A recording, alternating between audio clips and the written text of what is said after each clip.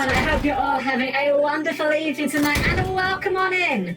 A special shout out to Zordon for getting in first to claim the best seat in the house, and for continuing to subscribe on an 18-month streak. Thank you so much, Zordon. I really do appreciate it. Lovely to have you here as always, of course. But as always, a good evening to all of my guests tonight, to Zordon, Dr. Leon, Red Joker, and Mika. I hope you guys are all doing very, very well, and welcome in. I'm looking forward to getting my hands into some art tonight. I've been kind of itching actually to get to putting into practice some of the stuff Darla showed me. I've done a little bit of dabbling like in the week, but I haven't really like sat down and like really sunk my teeth into it, as it were. I have still no idea what we're drawing, by the way. We're going to figure that out as we go. We're literally just going to improvise on the fly, figure it out. But yeah, I'm just looking forward to it, honestly. Hope you guys have had a wonderful week yourselves and that it's all been treating you well. Things have been fine. It's sort of a no news is good news kind of week, apart from the fact that the weather can't make its mind up again. I know. Obligatory. Helm is British, therefore Helm must talk about the weather. It is the law. But seriously, like, it was really warm this afternoon, and by this evening it got really cold. I don't mind if it's on a bit, but could it make its mind up, please? Makes it more interesting. That's true. Trying to get into the art jam. The art frog of the jam? Looking forward to all the cool art as well, the gingerbread stuff. Unfortunately, I feel you may be disappointed there. I am not good enough for that. I'll just say that outright. The only thing holding me back from doing the generative stuff is not like a moral thing. I'm just frankly not good enough for it. And that to me is hard. That to me is really hard. I'm bad at it. Especially feet. I'll tell you what, I have to say, not my thing, first of all. But I have nothing but respect for people that are into and draw feet. Because, goddammit, feet are the worst thing imaginable to draw. Drawing that for fun must be like... I can't imagine the masochism involved in that. The damn, these nuts in dojo. Okay, Mika. Fair enough, well played. Except joke's on you, I haven't got a jaw. Got him. But yeah, so I don't know how long we'll be going tonight, honestly. I'm just kind of here to vibe, you know. We're going to be chatting while we'll be drawing, of course, and, you know, see how the night takes us. Hey, Anthony, how you doing? We're doing good. Just kind of getting ourselves started for the night. Hope you're doing all well yourself. I've got some music queued up, of course, for while we're drawing, and as always, guys, when we do get to it, you know, by all means, do let me know. If it's too loud, if it's too quiet, you know, I'd rather you guys tell me, give you the best viewing experience. So I definitely just want to watch because I lost my drive for drawing many years ago, and I guess I'm still looking for my spot to do it again. Honestly, I'll be honest, I kind of lost mine a little bit the past year or so. So I used to do a lot of art with Yomi, and we used to do a lot of art for our tabletop games. I would design characters for both myself and her. Like, she would come up with the idea. She'd come and say, Helm, I want to make a character. I've got these things I like that I want to put into them. Help me put them together. And I'd work with her and make a character for her together. And in exchange, when I did my character, Yomi would then shade it, because I was terrible at shading. I'm still not very good at it now. But, you know, and I'm not saying this is, you know, it's just how it is. Because we don't get the time to do tabletop games anymore, I've not really had much reason to do art recently. Combined with the fact that my new scanner that I got is like really bad and just overexposes the artwork to the point where it blurs the hell out of the colours and makes it look awful. It's really kind of taken my drive away from it. So I'm really hoping that this tablet will help me to kind of feel the joy of drawing again. Hey Jack, welcome in, welcome. Hope you're doing well. So yeah, I'm honestly really excited for it. Like, even just playing around a little bit in my own time with what the software can do, it's amazing how good results you can get with, like... Okay, how do I phrase it? I'm not trying to say that it does the work for you, because it doesn't. I'm just amazed how much good results you can get with a surprisingly little effort. I don't... That sounds really bad. I'm not saying that it's a crutch. That's not what I'm saying. Do you guys get what I'm saying? Like, you guys get what I'm saying? The software's incredible. That's what I'm getting at here. Sound not well? Hope you and everyone else about it. Yeah, we're doing pretty good, actually. Pretty much, again, a no news is good news kind of week, which is always nice. Always nice. Better to have no news than bad news, of course. Actually, you know what? I take that back. I've just remembered there was a bit of bad news. Whoops. Hold on. Dropping things. Let's pick that up before we run that over with the chat. quality game. There is a bit of bad news. I had to buy a new controller for my PlayStation because my old one died. And by died, I mean it technically worked, but... You've heard of joystick drift? This wasn't joystick drift so much as like joystick stampede. Like you take your finger off that right stick for a moment and it just immediately full throttles it to the up. And it was... I want to say borderline unplayable. I mean, occasionally it wouldn't do it, but it was not worth the aggro, I put it that way. And unfortunately, PS5 controllers cost a heckin' lot of money. I don't know if you guys have looked into them recently. They're like $60 a piece. So, that's unfortunate, but, you know. Think of the speedrunning tech you could do with that controller. You know what? It's true, actually. I've got to say, have you ever seen the Mirror's Edge speedruns? The original Mirror's Edge. They are amazing to watch. They break that game in ways I could never have dreamed of. I love Mirror's Edge so much. I'm not gonna lie, I kind of would love to do a Mirror's Edge like stream. I could do that in one sitting. I know that game very well. Problem is, from what I understand, Mirror's Edge is like an actual nightmare to get running on modern hardware. And it throws a complete fit if you try to alt-tab.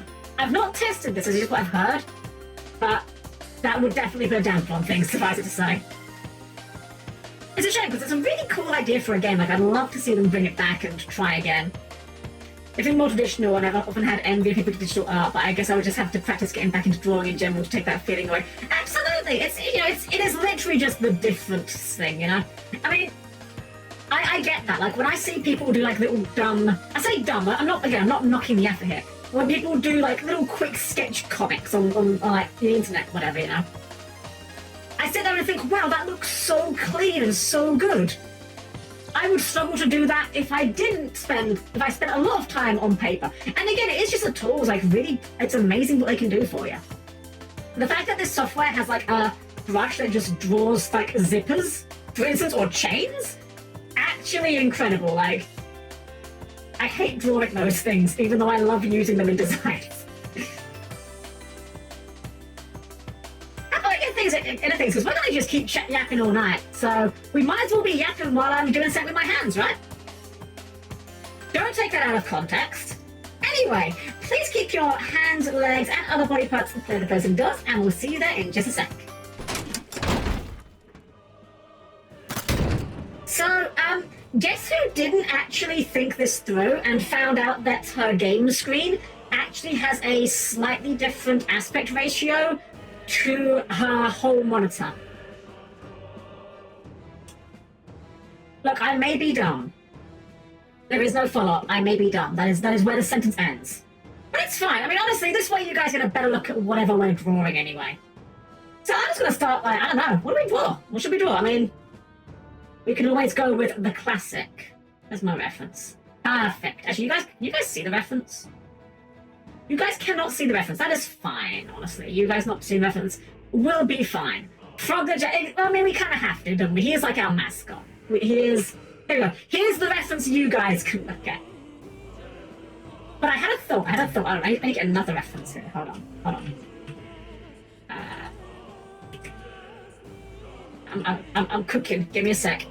I'm just looking for a specific image to reference here. Wow, why can I not find this image? I thought this would be like hilariously easy to find, and it's actually like not showing up at all. Ah, perfect. Okay. We could go with that, or hold on. So I know I'm just like looking at things, but I don't want to ruin the surprise. It will be funnier if I don't show you what I'm searching for. You're gonna need to trust me on this one, guys. Yeah, we'll go with this. This could be quite good. Actually, wait, it doesn't even work. Hold on. We'll go with this. If we go with you. Sorry, I should have looked references ahead of time, but I just had this idea. Should we just throw a random Yugioh monster you draw from memory? Oh, you know what, Zordon? I like that way more. That's actually fantastic. Let's go for it. Throw me a Yu-Gi-Oh monster, someone. Throw me a Yu-Gi-Oh monster, and I will try and draw it from memory. If I know it, if I don't know it, then I can't very well draw it from memory. Mr. Player, welcome. Neos! Okay, so I actually know a little bit about Neos, what he looks like. So let's just get a pencil. Let's use a pencil to start with. So I know... Okay, so Neos I know has like... Okay, so Neos has got like this weird head like this. He's got like a weird, like, back of his head crest. And then he's just like a buff guy, right? Like he's got no face and like solid eyes. I think. Hey, Bucky! Let's go off another good one. We'll come a few in here. So I know he's just like a big buff dude. Because like he's a hero, like all the heroes are just big buff guys, right? And funny enough, I actually like drawing buff guys. It's one of my favorite things to draw. I don't know why. It's like the sculpting of like the buff male body is something I just find, I don't know, it's something I find very enjoyable to just like get to. Like he's got big buff arms. And I remember, I think he's got like, hasn't he got like arm blades? I think he's got arm blades. Oh god, try and draw hands on hips. Why do I do this to myself? I hate this pose. He's like buff, and he's got like his hands on his hips.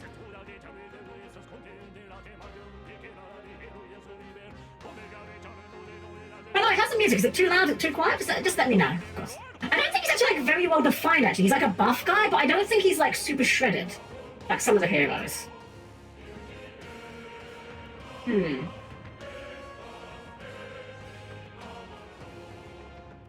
I swear he's got these arm blades. I don't know if I'm just mixing it up with something else, but I feel good about the arm blades. Something like this. And then I know that he's cheeked up, because that's like one of the things everyone knows about Neos, but I'm not really going to see it from this angle, so... Something like this. And then, what's his colours like? Ah, man, I can't remember what... I think his eyes are blue, right? Like, he's got blue... Oh, black still, whoops. Like, blue eyes here, I think? Yellow eyes, really? I can believe it. He's got us. Alright, we'll go with yellow eyes. I'll trust you on that. Actually, you know what? Yellow does look. I'm certain there's blue in the colour scheme somewhere. It's like his arms. Something like this. Man, I can like. Is it his butt? I know he's got blue and red on him somewhere. That's all I know.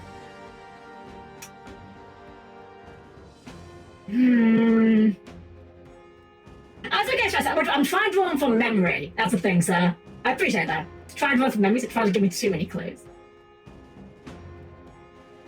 I'm trying to visualize Neos's butt right now. That's a brand new sentence. What does Neos's butt look like? I think his butt is just grey. So... I feel like there's like blue on the arms, maybe. Like, something like this. I'm certain there's some red on there, but I can't place the red. Is there red on the arms? Wow, Neos just leaves like no impression on me whatsoever. I mean, I've got the general shape. Maybe it's just that you drew facing forward, just like Jane. You only see Neos's butt 90% of the time. Honestly, true.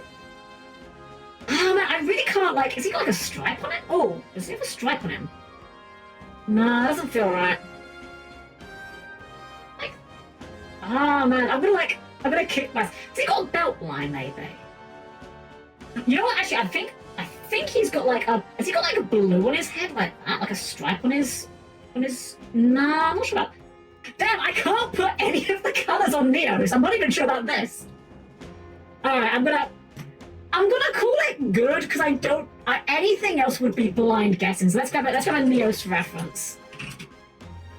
Okay, I was very off. Well, I mean, I remembered the core bits. We got the core bits down, so like, here's the Neos for reference.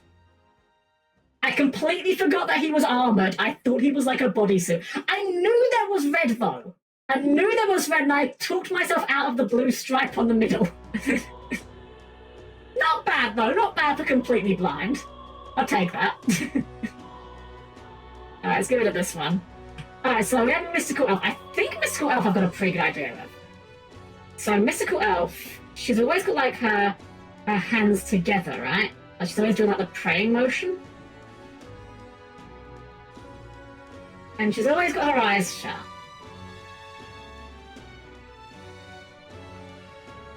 Beautiful face. Beautiful face.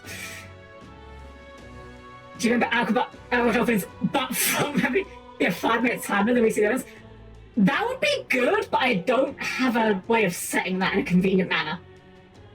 I think her hair's like this, I think. Like it comes. Do you have parting? I think she has like the very early Yu-Gi-Oh! Blunt bangs that a lot of Yu-Gi-Oh! Cards have. And I think her robe's like off her shoulder. I'm just showing a little bit of shoulder off here. And it's something like this, I think. I think she's got like long robe sleeves. But the face is really. I need to redo that face. That is not a good face. Let's go like that 20. Fix that face up. I'm not happy with that at all.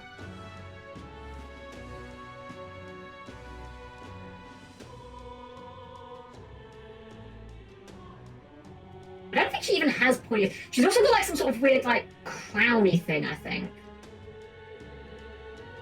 Like that. That's a very heavy line. Like that, I think. And how's the bottom of it? Does her hair go out like that? No, I think her hair goes in. I think the hair does go in. I think that's about it. I mean, I know obviously then we've got the colouring, so like the one below the layer, we can colour beneath her. So like I know that her skin is like that's way too big, like blue. And that's like the easy. Everyone knows that. That's like the one thing everyone knows about Miss Squirrel. She's got blue skin.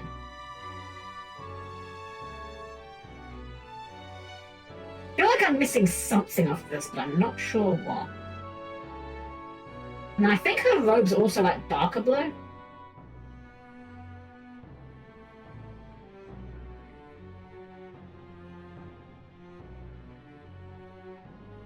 Something like this at least.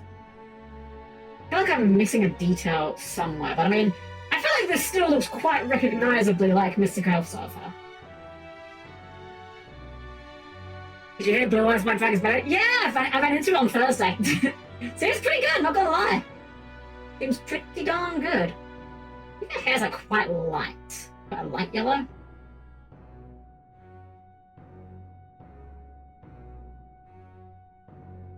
And then little diadems things like a kind of orangey yellow, like golden yellow basically. Is there anything I'm forgetting here? Oh, I feel like this seems like Mystical Elf. I feel like we've gotten the essence of the Mystical Elf. Let's see what she looks like. Oh damn! I got the crown. Oh, I got it completely wrong. I got the colours. Wow. Okay. So I'm gonna grab this one because this one shows a little bit more of the actual artwork. I don't know why this one's less cropped than the other one. That's strange. But yeah, no, we got the colours completely wrong. She's got green. She had like, it's not a golden one. It's like a silver one, and I got the hair totally wrong. Damn. All right, well, we tried. Go ahead and delete that one. Koitsu. Oh, that's not fair. I mean, I can draw Koitsu, but I've got like a 1 in 4 chance of getting his colors correct. Because like Koitsu is just a stick guy, right? Like he's just like a guy. And he rides on like a paper airplane.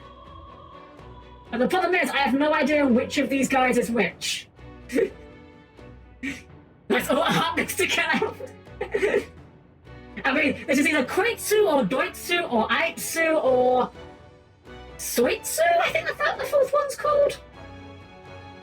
Koitsu's the blue one. Okay, I'll let a 1 in 4 chance. So the new ones, we can save these for later. Koitsu's the blue one, the caked one, not that guy, the other guy, or last guy. Okay. Let's set this back to this. There we go. Alright, what should we try drawing from memory next? Give me another one.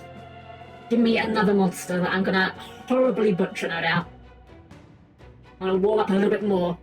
Darklaw! Ooh, okay. Ooh, Darklaw's an interesting one. So Darklaw, obviously we've got like the cat head. That's like the most... That is the Darklaw feature.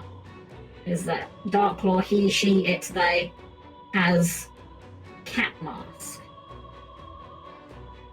And I believe it's just fangs in the front.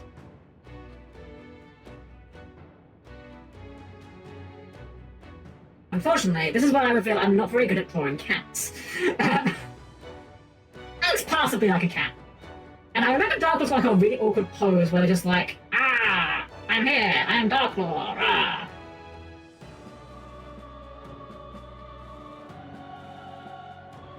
I think the arm might be bent the other way. A bit more like that.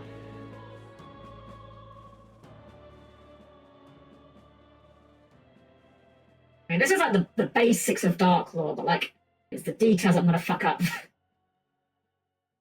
Because, yeah, I haven't looked an awful lot at Darklaw. I think Darklaw's got like a very armored body. Like, I think Darklaw's got like a breastplate going on. Because I remember at one point Nova's chat tried to convince her Darklaw was Shadow Mist. And it's actually like really hard to tell if Darklaw's meant to be a man or a woman because their body's like very ambiguously shaped. And I think there's like an armor going on with it. Like a segmented armor like this. I have no idea what goes on with the rest of the body though, beyond that. I'm guessing like gauntlets. Maybe the gauntlets also have like this. Actually, that feels correct. I feel okay about that. Like segmented, spiked gauntlets. What else do I remember about Darklaw? Good question. I think they've got like claws? I mean, they're a cat, right? Like a cat person, so they surely have to have claws. They've got claw in their name, Darklaw. You know, this seems obvious. I don't think they've got a tail. I think they've got a belt. I think they've got like a belt with like a yellow thing in the middle of it. And I'm gonna guess the boots are probably also the same as the gloves, because that just seems like what they would do with the design.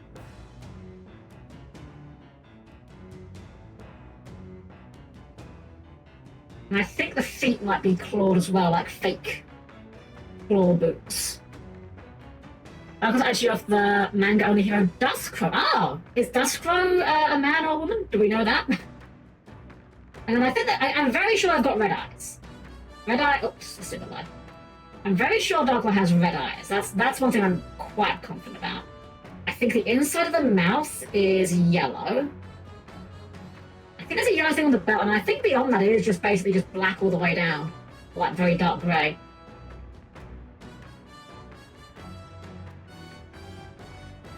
Really darker than that because I'm doing quite light strokes.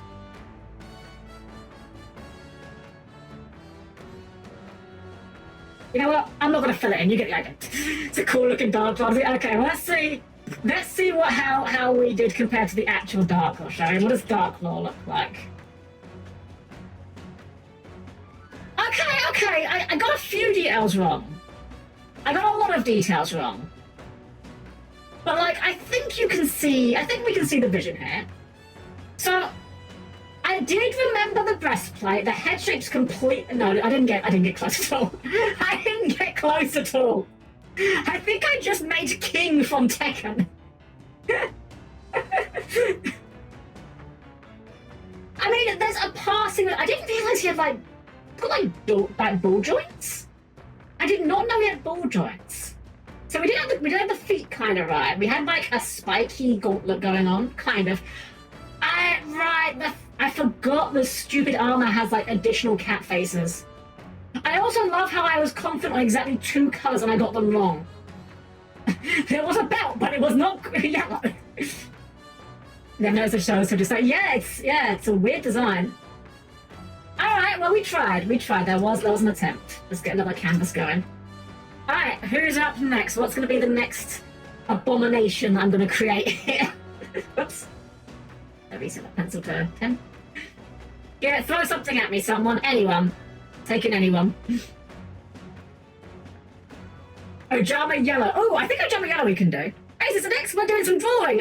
Chat is yelling Yu-Gi-Oh names at me, and I'm doing my best. Ojama Yellow. I think I can do this one. Okay, this one surely I can do Ojama Yellow. Ojama Yellow obviously starts with the eyes and the wiggly antennae. Now, how big is the head? Well, I've got the lips as well.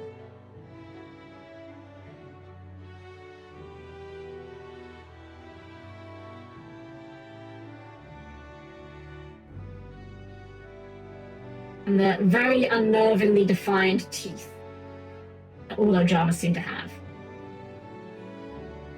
You know what? I think the eye stalks actually attach more like the sides of the head rather than in the middle. We'll just go ahead and move those about, like there. I can't think what the head shape looks like. I think it's just like a round head. And I know in the official artwork, they're like kind of squinting a bit, I believe. They look in like constant agony just from the state of being. And their body is, I think yellow's quite skinny, right? Because yellow's skinny, blue is, black is chunky, and green is like weirdly buff.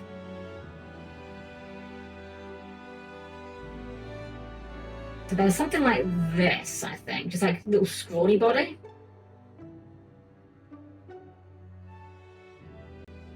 And then, of course, polka dot pants. I don't think the limbs are very well defined. I could be wrong on that. I think this is a pretty quintessential Ojama Yellow, though. I think we could say that you could safely recognize this as the Ojama Yellow. You know, slap some lipstick on there, because for some reason I have that. The pants are definitely red, with white spots. That I'm pretty sure about. What am I doing? I've got the fill tool for this. I should be using the fill tool. I should be using the fill tool with close the gap turned on. That's not enough gap. Close.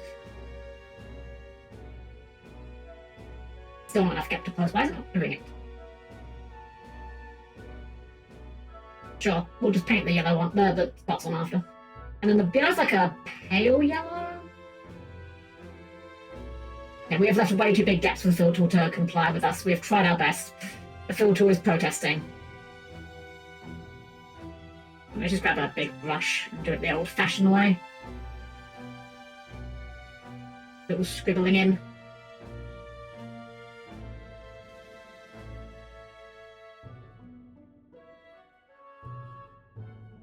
I feel like this looks recognizably Ojama Yellow. I know that the pose the Ojama Yellow makes in their official artwork is like really weird. White spots. Smoke Creek. Okay, to be fair, I think that is how it looks. Hold on, let me get the artwork. Let's get the artwork comparison.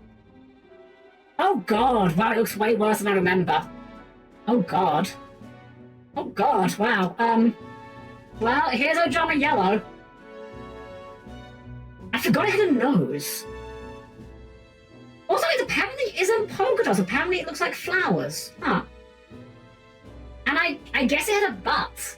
Not a butt, a gut rather. Like a belly. Huh. Here's nothing being surprised by that. Wing Dragon Guiding the Fortress #1. Oh, that's a challenging one, okay. Okay. Wing Dragon Guiding the Fortress #1. So I think I know roughly what its head looks like. I think it's like this, right?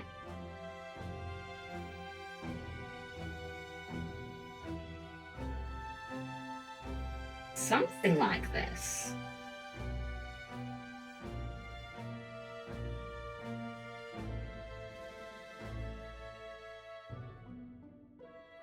And this is where the confidence ends. I'm confident about this face and nothing else. I think the wings come up like... I think we want to move him down a bit, actually. I think we'll put the face a bit too high, because I think that he's like face like near the bottom of his artwork. And the wings come up like this, I think. Something like this? I mean, I know it... I seem to recall the artwork's not very clear on what, like, is going on.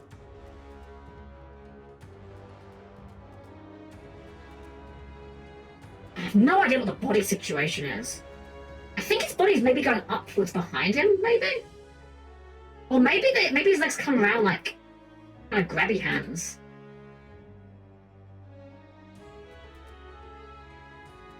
Maybe like this? I don't feel awful about this.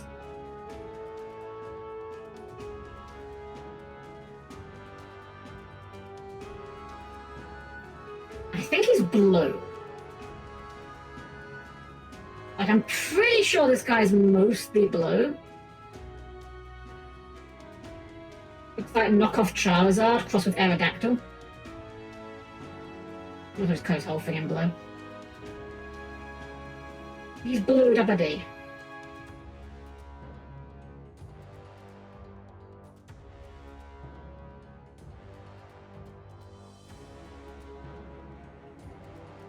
Yeah, this is really messy, but you know, I think we'll go with this. I think we'll go with this. This is what my memory of him is.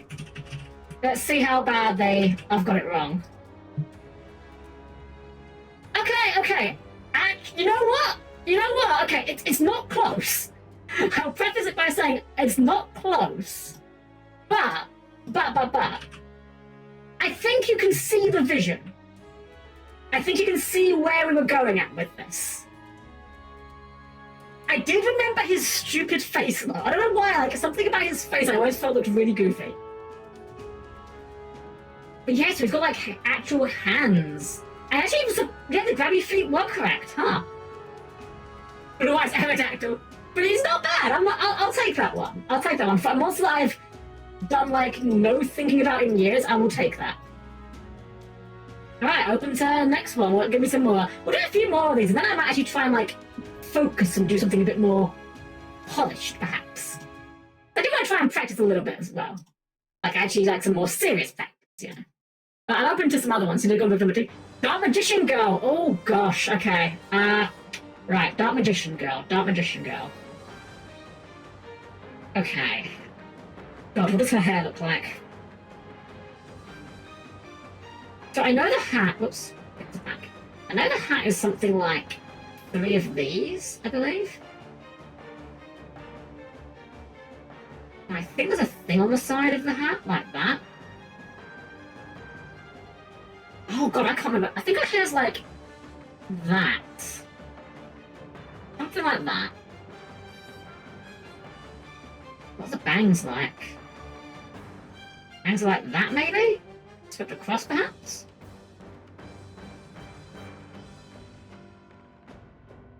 Maybe some side bits? Something like that? And she got the big uwu kawaii moe eyes, because, you know, anime girl.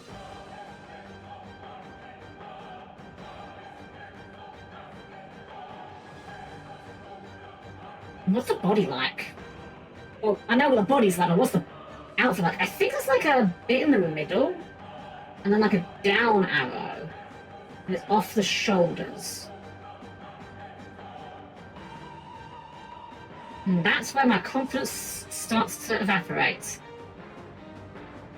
But she's got her stick. She's got her magic wand, her magic baguette. And her one, I think, is like very short. With like a curly bit on the end, like this. A bit like Vivi's staff, actually, from FF9.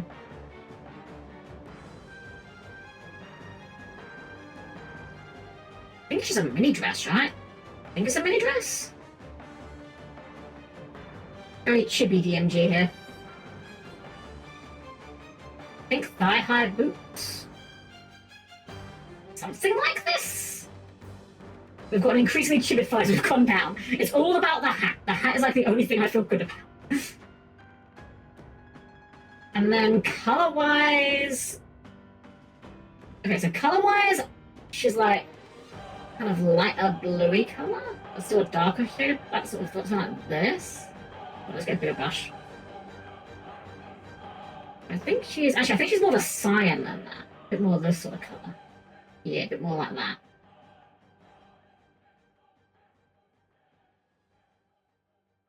I think this is all like that as well. Gloves are probably blue. This is probably... There's pink in there somewhere, I'm certain of it. I think the pink's... Is it pink on the hat? Or is it here? No, that I think is also blue. Man, I can't remember any of these colours. I know she's mostly blue. But I'm certain there's accent colours here, like gold maybe, and is the hat gold? Let's test with that. How does that look? Does that feel right? That could be it. Could be yellow, or it could be pink. A pink.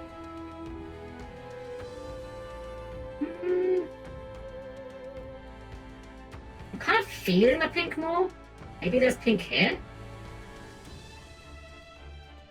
And obviously, she's like a blonde. Yellow hair. I mean, I feel like this is recognizable, but I definitely don't think it's accurate.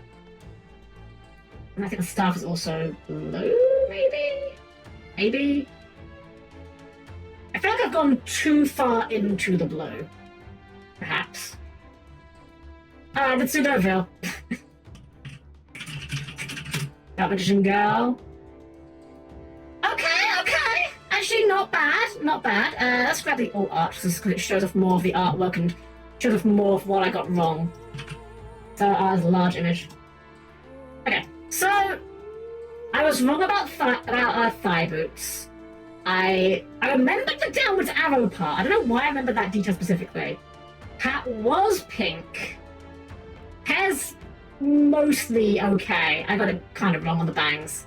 And I knew there was pink, I forgot the frills. That was the thing I was forgetting. I knew I was forgetting something. And the necklace, I forgot the necklace entirely. Is it necklace or is it like a collar? I actually can't even tell from looking at different artworks. I think it's a collar. Yeah, it's more of a collar than a necklace. Alright. Missing a cape. Yeah, we got very, very close on it, but not quite. Okay, we'll do one more, then I will actually buckle down a little bit and pay a bit of focus. So, give me one more draw, guys. First one gets it.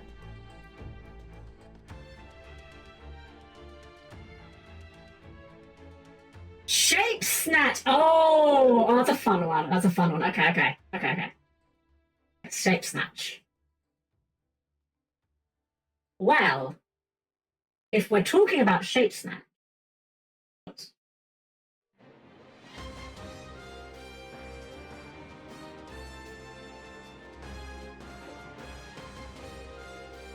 Strictly speaking, this is Shape Snatch.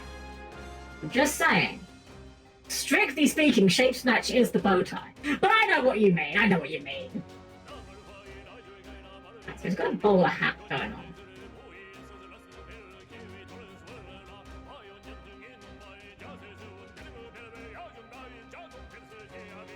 He's got a single eyeball.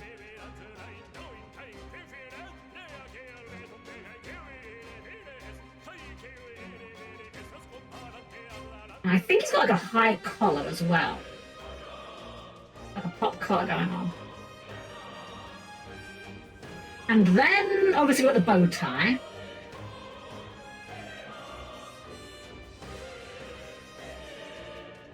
And he's like really buff as well. I remember like the one whose shape has been snatched is like extremely buff. And in fact carries a rod that is a fist. So here's his fist rod for fisting with.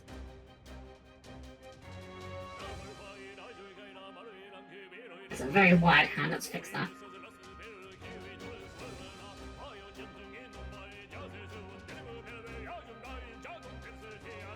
Something like that.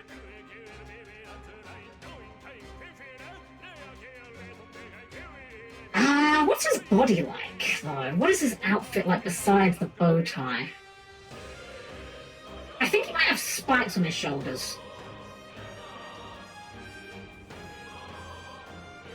Might be studs instead, or I might be getting mixed up with Faust from Guilty Gear. He definitely has studs on his shoulders.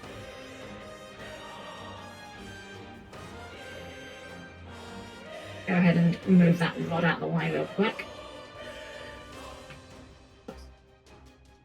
Which was it? This one? This one. Right now.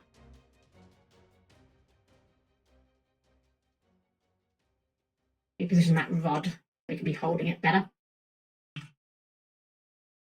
He holds a... Oops.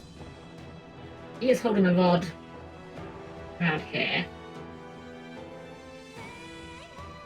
I think he's got, like, long sleeves. I think it might be like a suit he's wearing.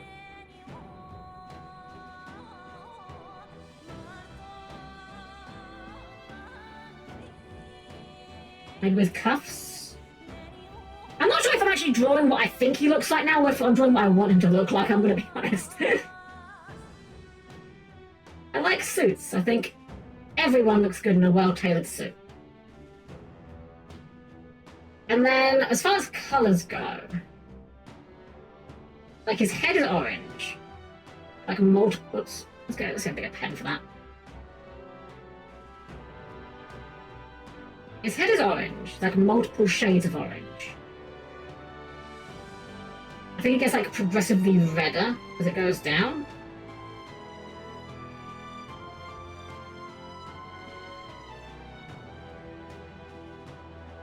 The bow tie obviously is red.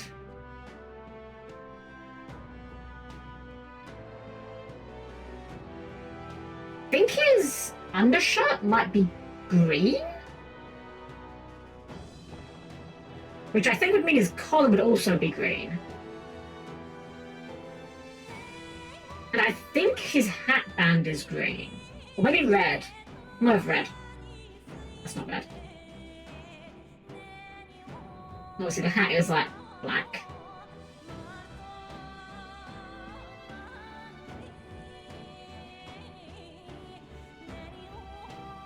And then for the spikes in the shoulders, I think they might also be dark. I don't think they're gold. I know Albazoa has gold spikes, but I don't think Shape Snatch does. The hand's like a dark color. It's like a dark brownish grayish, maybe. Oh, you know what? I think there might even be in the hand. I think there might be in the hand. I think the hand's like holding a spike. Something like that. I know it looks really dumb, but I know that he's got a really weird design. Something like that, potentially.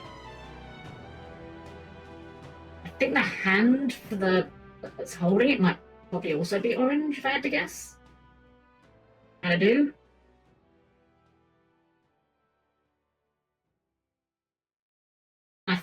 The eye, I'm gonna go with green. I have no, actually, I think it might be blue, actually. Go blue. Alright, well there's our attempt at shape snatch, or the one whose shape has been snatched. Let us see how accurate we got. Oh wow, we got a lot of the colours wrong. We got a lot of details wrong. Right, let's grab a image of the whole guy. That's a tiny image. First image is too small, now image is too big. Let's make it bigger. Okay, so we got a lot wrong here. Okay, so if in my defense, the collar, I was half right on the collar. Like if we look at the artwork of the collar, oh whoops, hold on. That was because I didn't transform it back. Okay, hold on.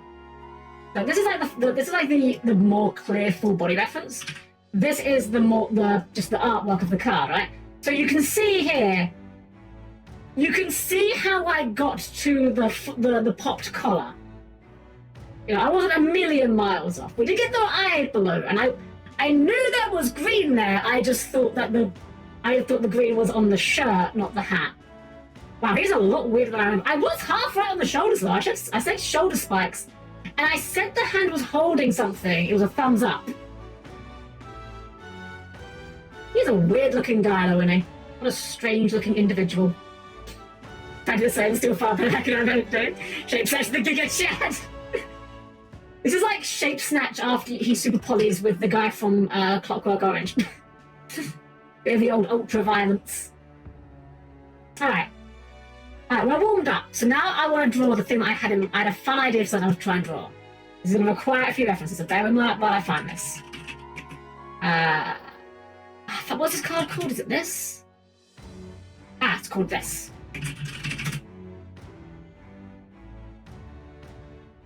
Where's my reference window?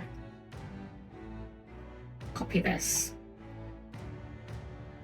No, don't paste it into there. Import from clipboard.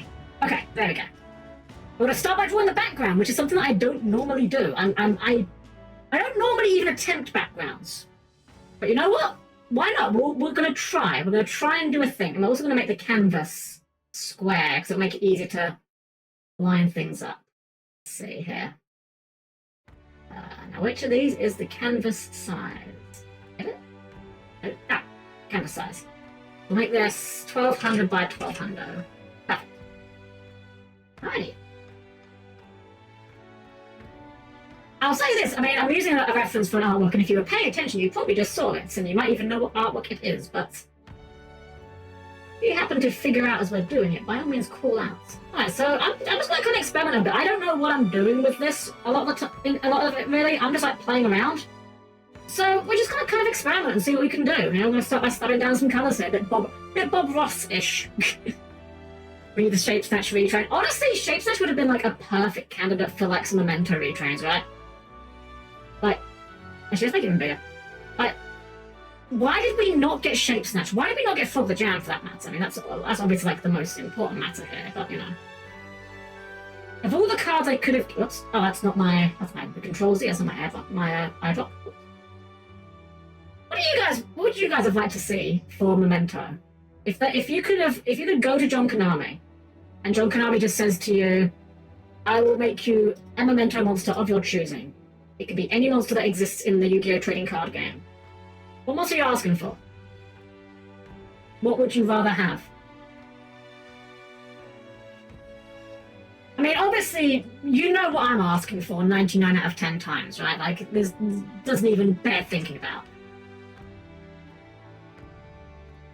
I feel like everyone must have their own idea for what would be the ideal monster for a Memento, you know?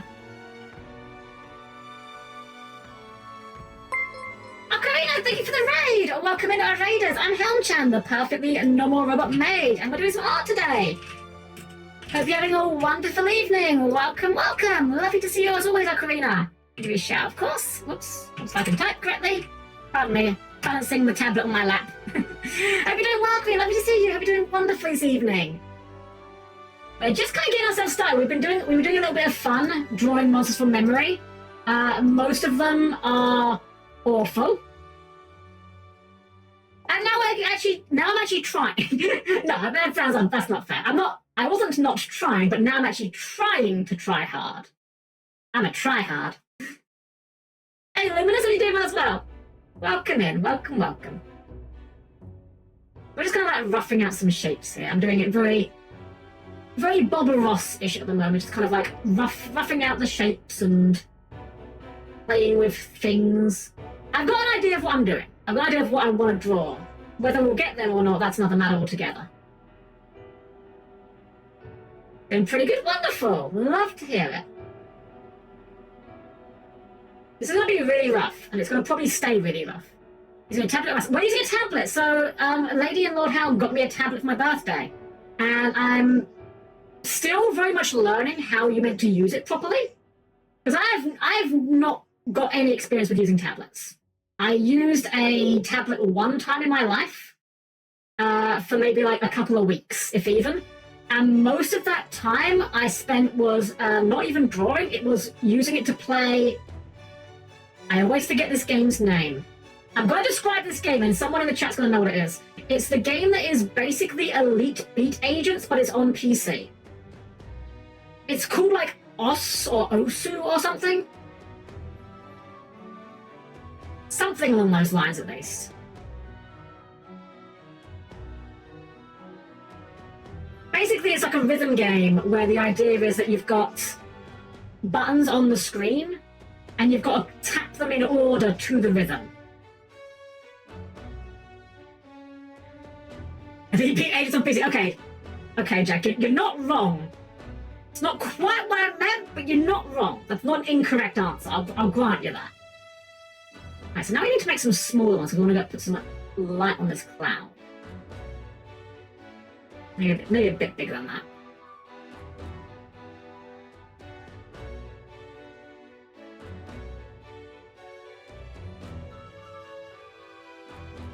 Something like this. I'm not trying to like copy the artwork exactly, I'm just kind of trying to...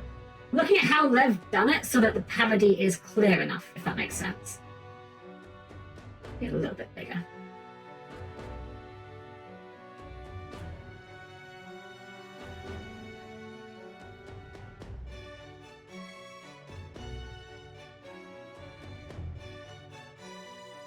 I'm not too heavy with this. Probably gonna look a lot better when it's shrunk down, as all Bob Ross paintings did. I actually did some years and years ago with a mouse and freaking MS Paint of all things. And surprisingly, like, they looked okay by the time you shrunk them down like crazy. Like, made them like pixel thumbnail size.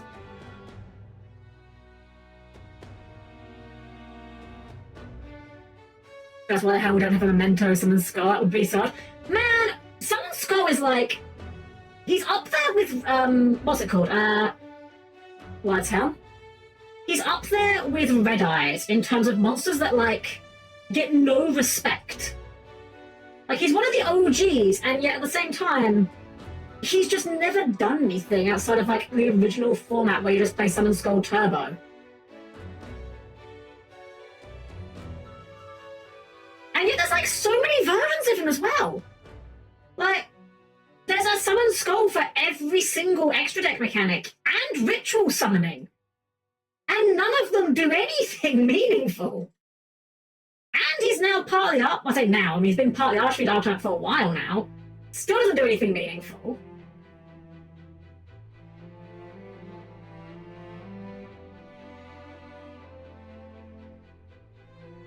It's just wild to me that they treat him with so little respect. Even Link.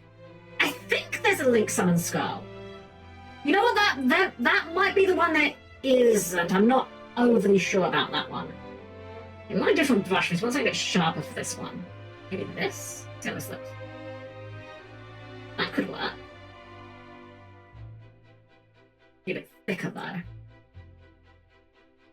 Quite a lot thicker. No, actually, it's too much texture. We don't want... oh, it's literally called texture marker. Yeah, that would do it. Okay, fair enough. I guess I can't really be reasonably mad that the pen literally called texture marker leaves too much texture. What about regular marker? Make that a bit bigger. That's probably what we want. Not quite that thick. Under?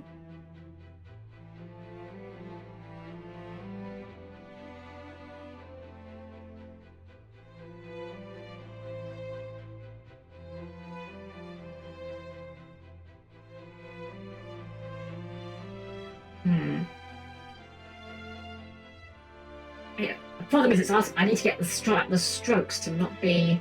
you know what, pen no pressure, that's probably what we want. So I want quite consistent. You can play with this after.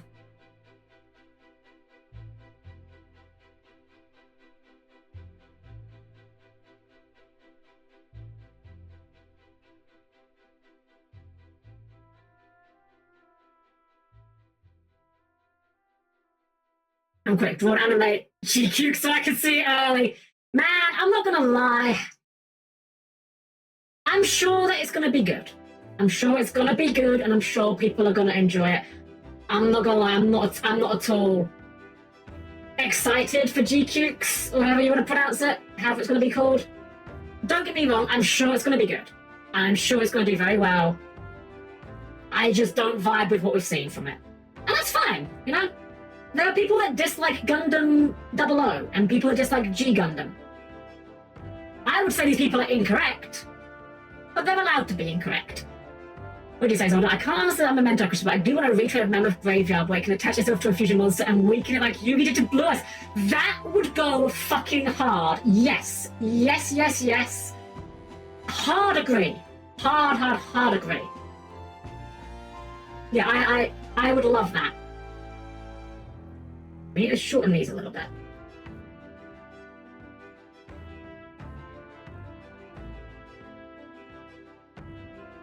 You also need to really softly take these off a little bit at the bottom, so they kind of taper off a bit.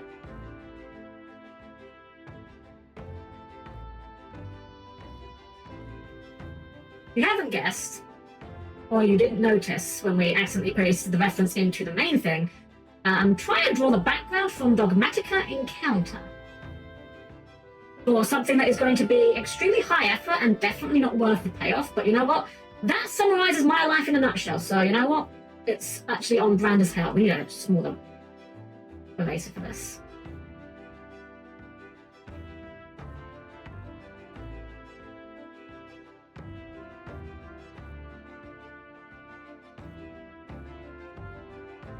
And behind the clouds.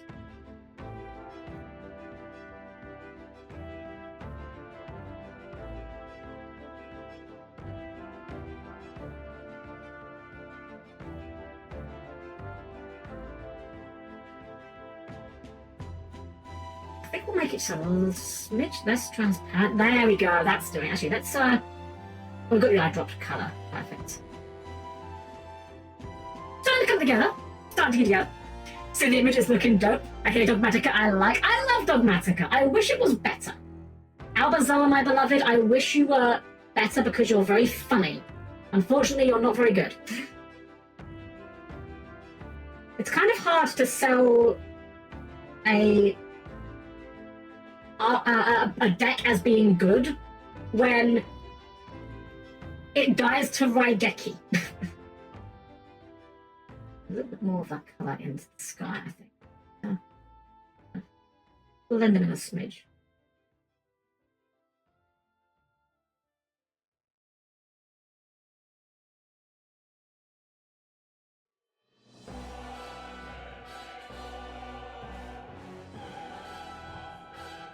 So the music, if you're wondering, is from Metaphor. I finished that while I was on holiday, and it was a good time. I enjoyed that game an awful lot.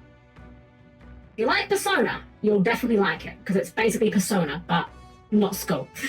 But I can say in power they make up for itself. Absolutely, the style of Dogmatica monsters cannot be understated. Okay, I think... Can we put a few more details in? We don't want the watercolour anymore. We want something a bit harder. Like a brush. Oh, you know what? This should do the job. Background, we're going to put tree. I don't know why there's just a random tree in the background of this artwork, but you know what? We'll go for it.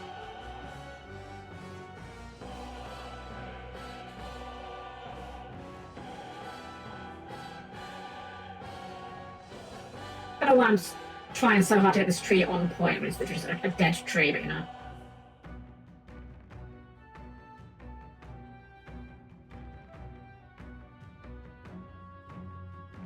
Okay, there's a tree, and then there's some rubble. We need something a bit sturdy for the rubble, I think.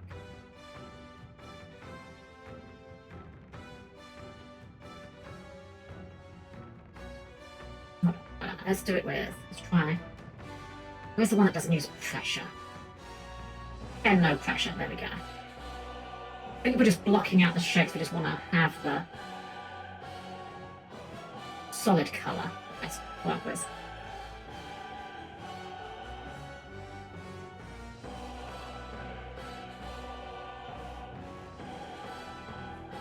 It's a bit more brown than I was expecting. That's a bit better.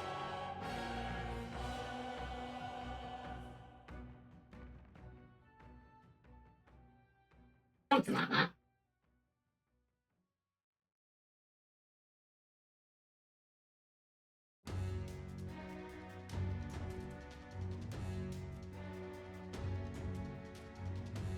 Get some more detail in there.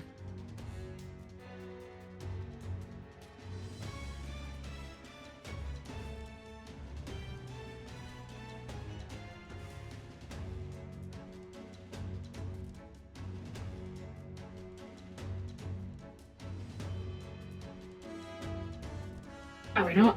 Just to be safe, I should do this on a new layer. Just in case I don't want to ruin this outline of rocks. Yeah, because this is... The pencil does kind of do that to itself, doesn't it? Let's go for it. Are we on pen or pencil? We're on pen. Pen, no pressure. That's too much. You know what? Maybe we'll go for something different. Pencil, maybe that's what we need. No, that's... No. Bigger pencil? That's what we need, okay.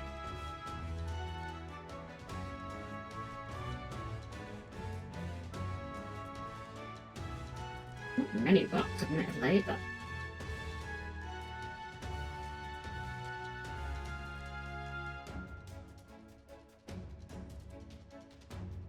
something like this.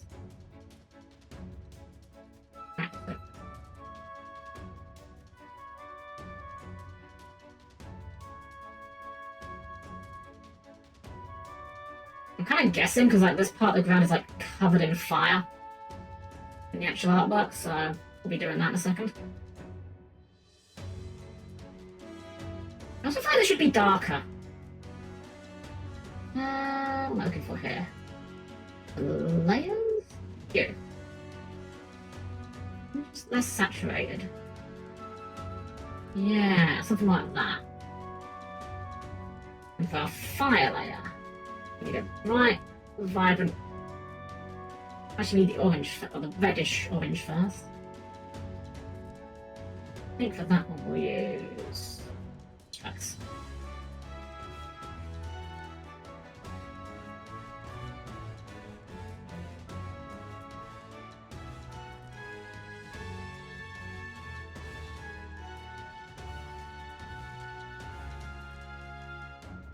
No idea if there's like any rhyme or reason to where the fire is in this artwork.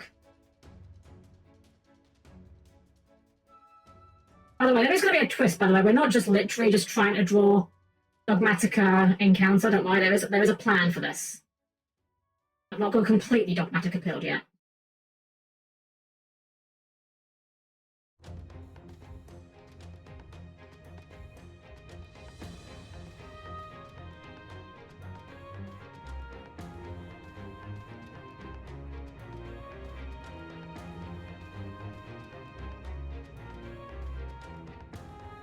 Let's start by blocking all this red fire first, and then we can put the other layers over the top. I wonder if we should... probably should go for like a airbrush layer just to kind of fluff out the fire a bit so it's not such a hard line on the edge.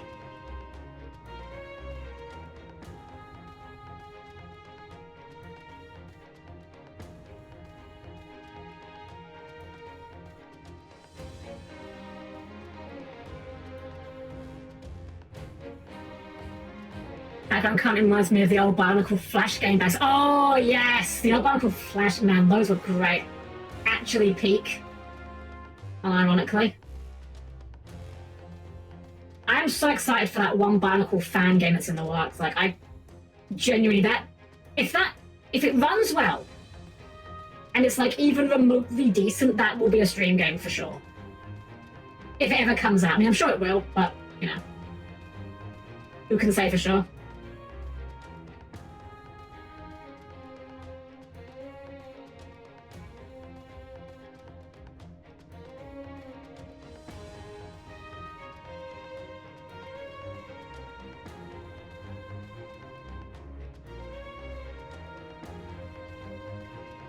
Little embers.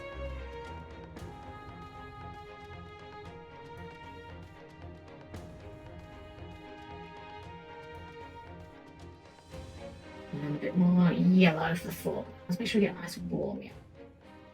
I want to have it be cold yellow. I forgot what size we were using, but this will work fine. It's very bright on this one. Mostly, the fire actually looks mostly yellow in this image.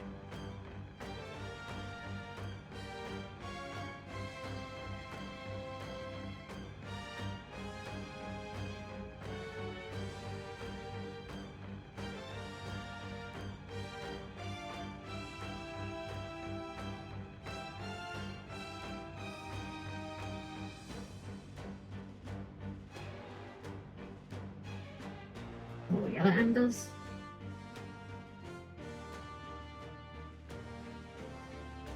I'll duplicate this layer to be safe. I'm going to try and get some harder edges on the bottom here with an eraser. It looks more like it's really bursting up from the cracks in the ground.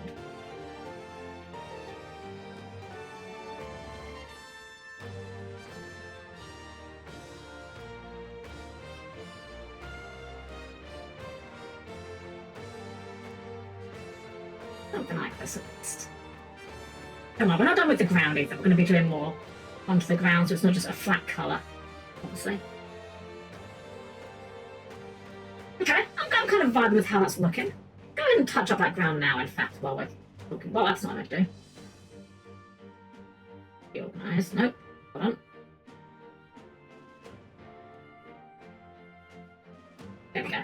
Okay, so let's go ahead and grab some black and an airbrush and start just going to town with it here, I think. You know what, as well? Let's also look at you for safety and just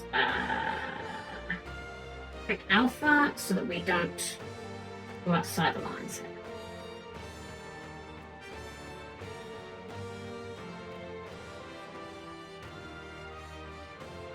I just get a nice bit of edge highlighting on the background here. That separates it from the rest of the background. A bit more in the foreground.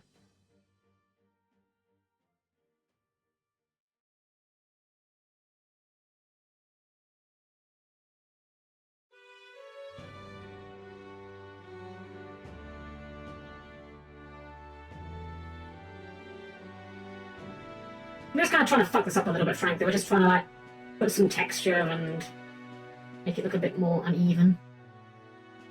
In fact, we've probably got a brush for that, haven't we? We should probably look for that. Have we got like a stone brush? Or a brush that looks equivalent to stone? Oil pen? No. Crayon? Oh, painting? No, that's not right. Oh, that acrylic brush. That might be it. Maybe. Let's try a new layer over the top. Bigger brush. A couple of wild strokes like this. I know it looks bad. I know it looks bad, but then if we lower the opacity, that kind of works actually. Kind of getting the effect I wanted. Just to add some texture to it, frankly. Might need another layer.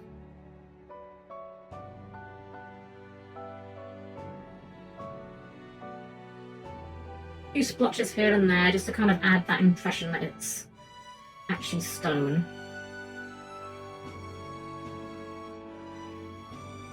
I think that works. That's getting where I think I want to be. I don't want to find the background a bit though, because the buildings in the background look a little bit blobby. A bit shapeless. I'd like to refine that a bit, so let's see if we can do that.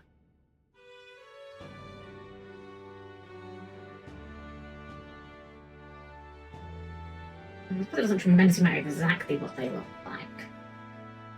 But you know what? Oh, we are on a new player. Okay, good. But we should definitely be using this brush. We need something a bit more. Oh, pen, that might work. A bit harder edges.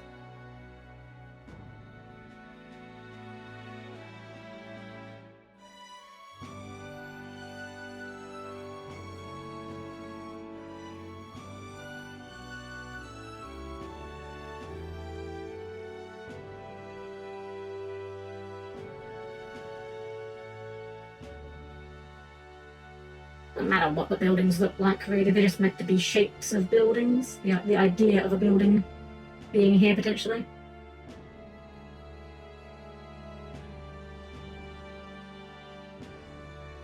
Pulling them out of the background, just a little bit more into the fore.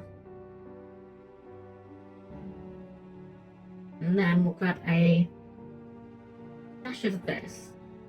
And on Protect Alpha. If we can't give them a bit of a highlight. We'll use oil pen for that, and we'll use the more reliable. Where's the airbrush gone?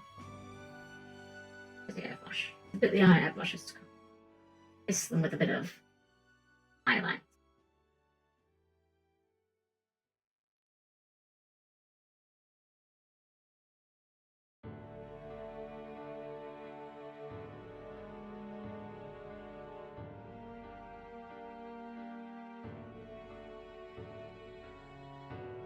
Just a little bit, just enough to just bring them out of that back.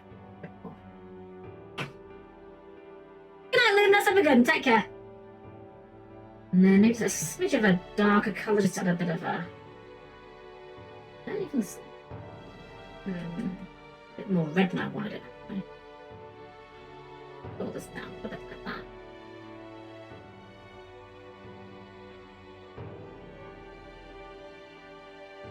A bit more. Bit of shadows on one side. That'd be too distinct again. Just enough to. Just want to pull them out of that background just a little bit. I like how I say saying this like I know what I'm doing. I'm just kind of fuck it, we ball. It's kind of working. I'm liking how it looks. It looks a lot nicer in the small preview. I've got to say, like what you guys are seeing probably looks way nicer than how I'm seeing. Let's just pull out those other colours as well as other buildings in the background a bit more. I dropped gone. There it is. We use oil pencil. Oil pen, rather. It's really nice. Oh, thank you, Zordon. I am happy how it's looking. Don't get me wrong. I'm not trying to knock myself.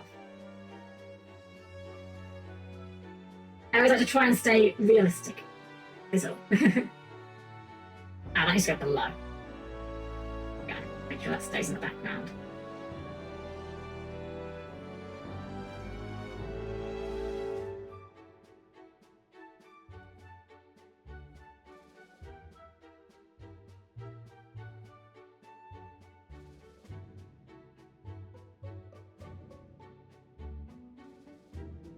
Go and give ourselves a airbrush.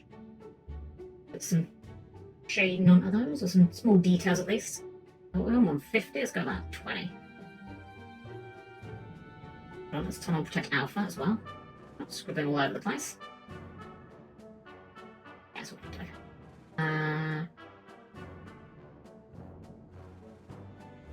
Some impressions of windows and things. This building's like way more detailed in the artwork I'm referencing here, but it's fine. I'm gonna just blur it into the background a little bit anyway. Give the impression of things happening with this building. Oh, this tower's not here. I'll explain that. Whoops.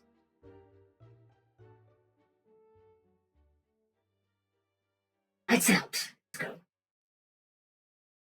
Come. There. Far side shadow. And then let's grab the odd rays again for a bit more.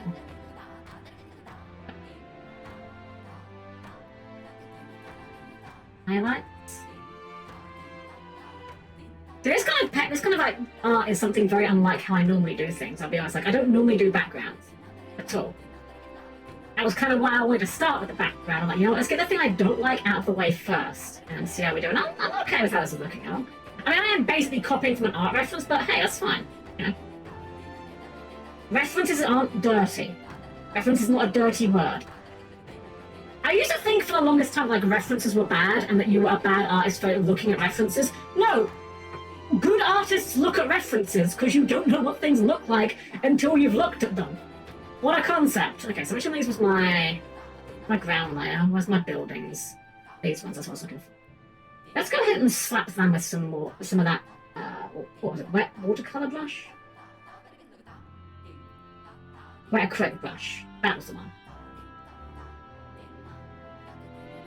Let's duplicate this layer, and then I think with some alpha.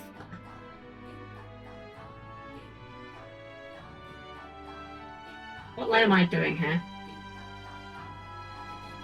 Oh, it's this layer. That's the layer I thought it was. Okay, never mind. This layer. Okay, this is the layer I wanted to duplicate.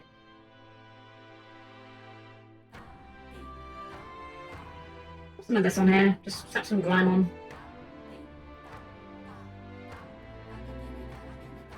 Put that down. There's a slight issue where I haven't, because I pulled these out of the back layer behind it. What we should do is we should duplicate,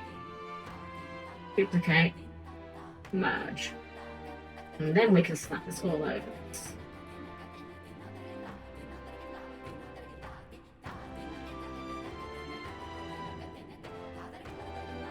Just to get some more like just texture onto it, frankly. That'd be very strong. And then we can even just like erase the bottom of it. The idea being like over time it's kind of over distance it's kind of blurring into the background a bit. What's this erase meant to be? I don't know.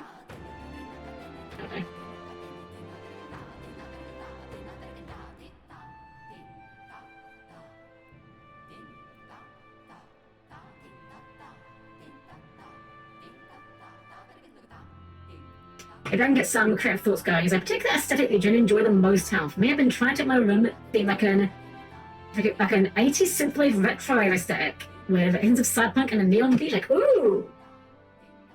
So, I think I've mentioned this before. I must have mentioned this before. My favourite aesthetic. Oh, wait, where's our tree gone? Our tree's got uncovered by something. Did we erase our tree? Our tree's beneath something that shouldn't be. Oh, it's here.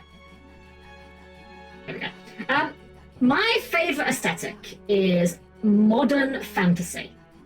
And when I say modern fantasy, I am talking about things like Arc Knights. I'm talking about things like Tactical Breach Wizards that we played recently.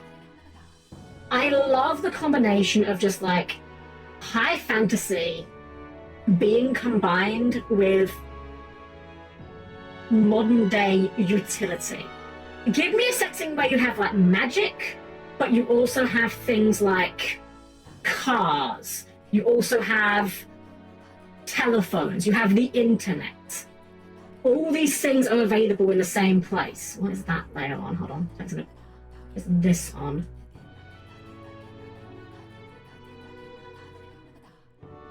But that is my favourite thing. Like, I love that sort of combination of modern fantasy. And you tell you what, it's so hard to find it. Like, so few things on it. Guns plus medieval stuff. So, not even medieval stuff, but like, I like the idea of a setting where you have your phone, and you go online, and then you go on Reddit, and you go on r/sorcerers, and you're sharing tips for conjuration rituals. Then you go down to the pub, and you have a beer, and the guy behind the bar is an orc, and he gets you some dwarven rotgut, and then when he pours it, he does like a little bit of ice magic to chill the drink. That very kind of commoditization of fantasy elements I find very appealing. So less of guns plus medieval stuff and more of guns plus magic. You know, you go down to the shop to buy a gun and you come away with a +1 Glock. Or I don't know, like an AK-47 that fires lightning bolts, something like that. Okay, I think we're ready to put our subjects in the picture now. So let's get another layer here. Now I'm going to name this layer because this layer might be important. Let's get our new reference. It's going to be a very surprising thing we're drawing here, but you're going to never expect this. Yeah. Okay. Let's go ahead and... How do we start doing this? This is going to be a challenge trying to do this guy. I guess we start with just like a pen.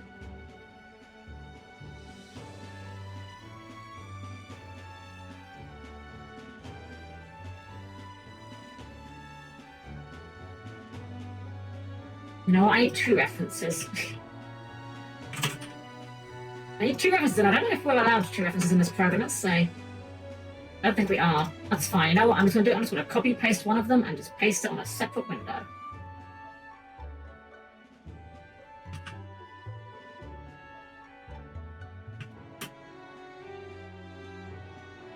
We'll just take that out of Firefox, so I've got it as a second window right here. Actually, go to you. Right, you see so very little modern media touch on that. It's a very rare thing, and I don't know why.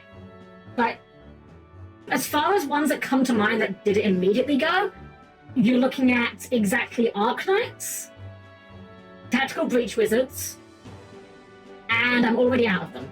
There's probably more. There's probably more I just haven't encountered, but those are the only ones I can think of. Alright, so as surprise, it's the boy. I'm gonna stick a pen on this. That's a 10. Oh, you know what? Let's go with no pressure either, because I just want to lock him out.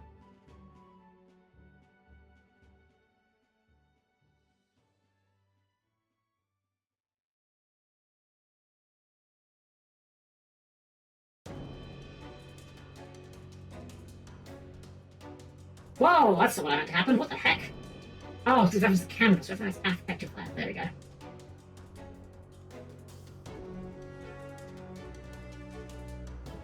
Actually, a bit of a brighter greeny is. We need a bit more of a darker green than that. There we go.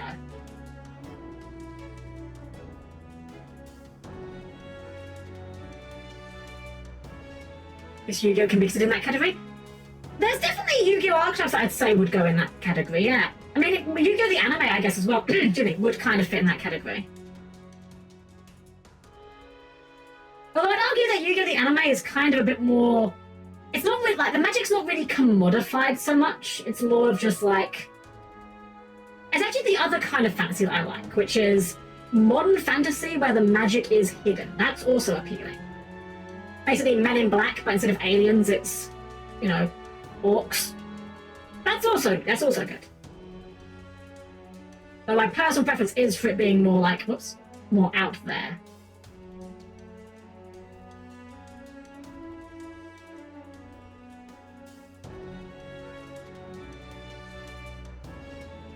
I think of some other examples. I mean, actually, you know, I can give you a good example of what's not it.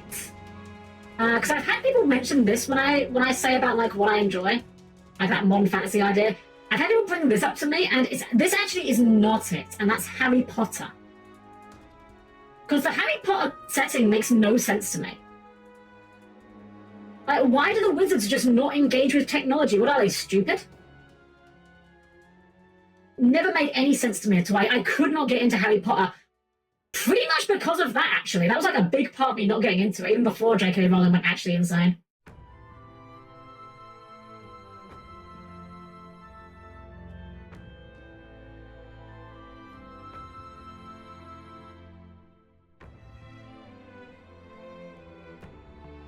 Think about it. If you've got magic, you're gonna use it to augment whatever's the best technology available. And, you know, not even just guns, but like computers, other forms of technology. Like, there's all kinds of technology you could and should be using. Fate Grand Order, or Fate in general, kind of touched on this. In the Fate series, the wizards are canonically just like awful at technology. Like, the main character of Fate Stay Night is like the only one that isn't. And that's the excuse for why they don't use technology. They're just bad at it. And you know what? That's a bit of a shitty way of handling it, but at least you acknowledge it, you know? At least you're giving it a reason of why it can't work. Actually, hold on. Albus has an eye shut all the time, doesn't he? Hold on. Does Albus have an eye shut all the time? I think he does. Or was it just in that one artwork? Like his left eye, right? Yeah, he's always got his left eye shut. Okay, we should put that in there then. Since Frog the Gem is clearly meant to be Albaz in this equation.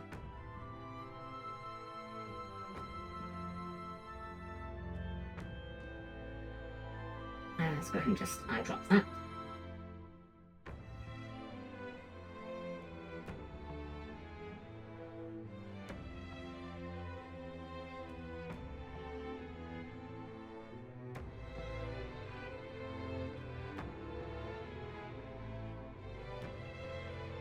There we go.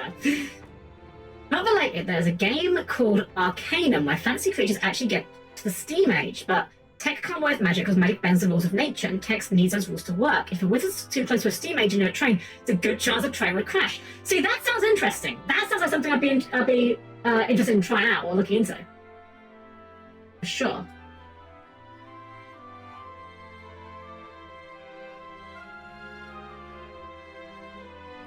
I know there are a couple of other settings that do what I'm describing that I haven't engaged in. Shadowrun is one of them. I actually need to zoom in a bit here to get these, because his eyes got like a weird finicky detail in it. Because his eyes have got like yellow bits on the edge, so we kind of need to do a bit like this. And then we need to grab some very thin paint. Just do it like that.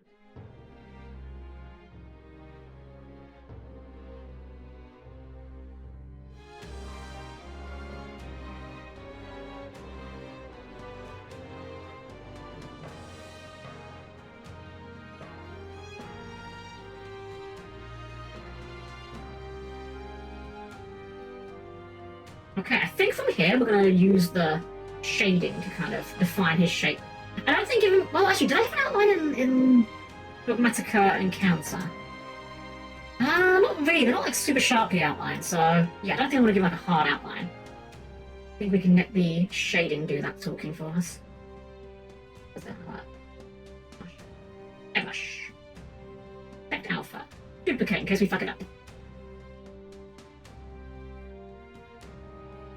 You know what? We don't want to go that dark. I don't like this dark. Green fur shading.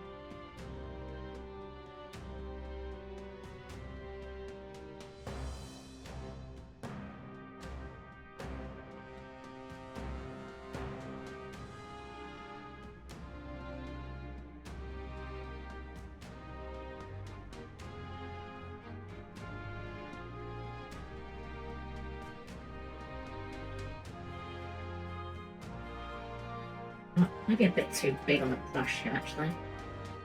We're on 50. Yeah, we can go down from 50. We're at 25.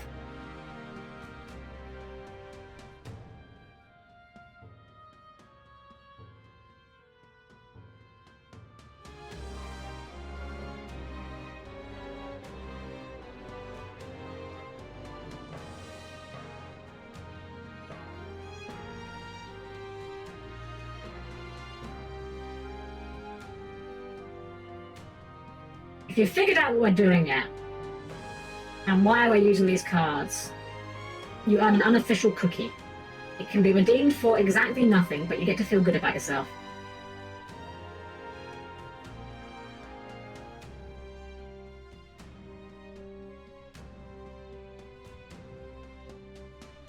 Now I think we go a bit bigger.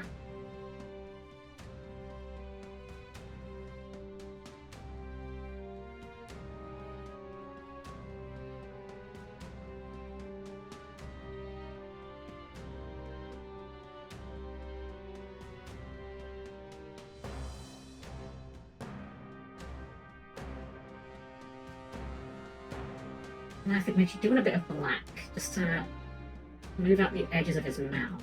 Not quite so hard. Let's zoom in a bit. More brush, I think.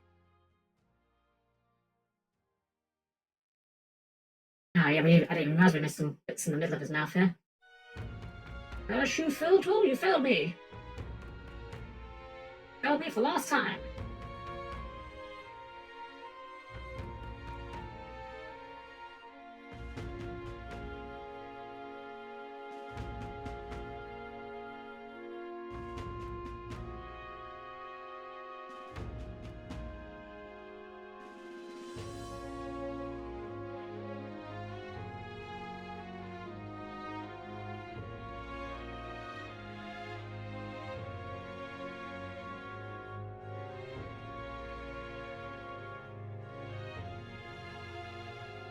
Amazing.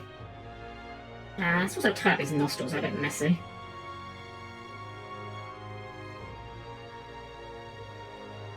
His eyes as well here.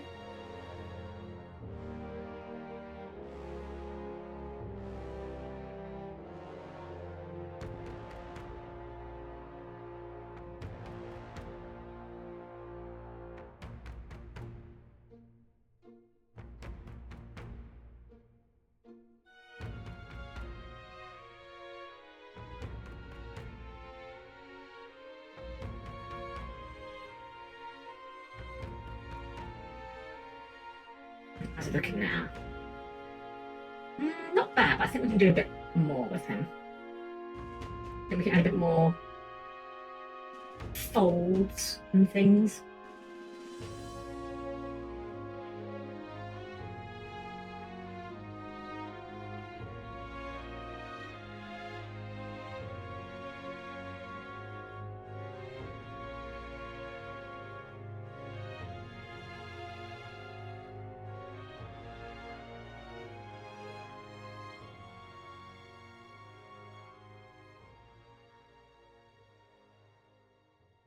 Finding these little oozy folds will be a bit more important. Getting his shape defined.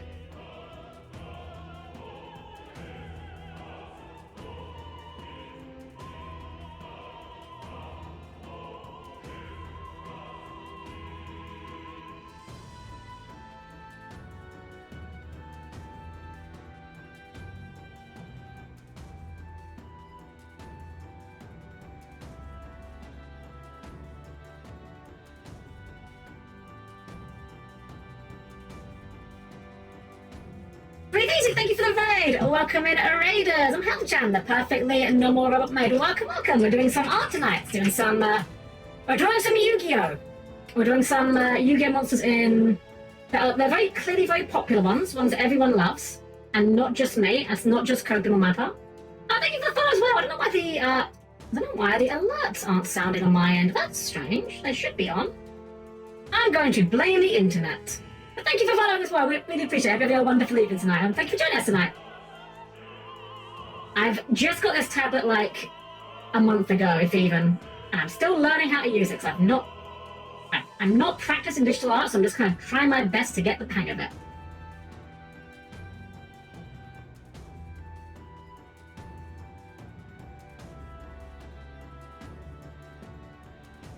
How's that looking? Zoom out a bit. Ah, you know what? I was going to say he's missing something. I know what he's missing. He's missing his highlights. That's what we're missing. I knew we were missing something, and that's what it is. That's the colour. That's what we needed. It's a little bit of that lighter green. Just bring out the highlighted areas.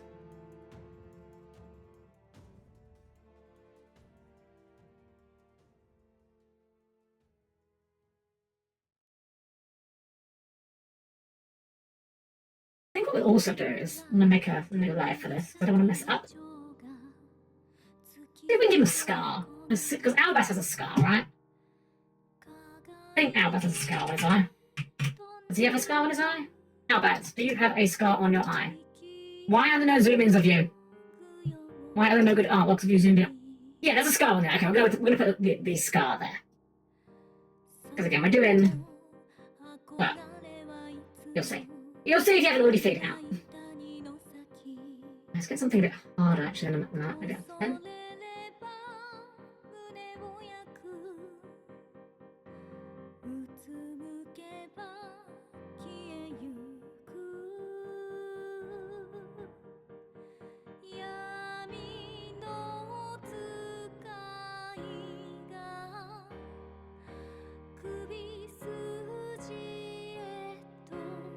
Alright, I think we're getting there.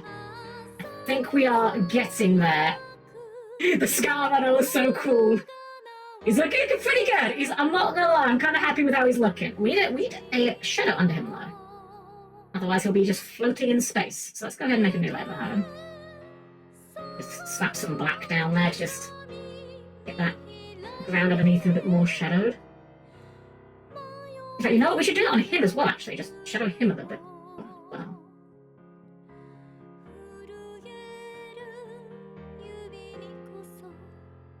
There we go, there we go. And then we need to do something like this fire, because the fire is currently over him in a way that's not quite what we want. I think we already duplicate the fire, so we can just duplicate it again. In case we fuck it up. And we'll just take an eraser to it. So this fire should be behind him.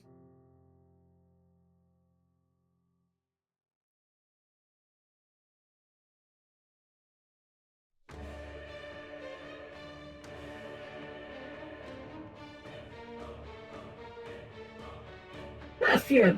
This bit in the front can be in front of him. And then what we'll do is we'll go to him and we'll grab ourselves some of that orange. And we'll just slap a little onto that, just to kind of like make him be glowing from the fire against him.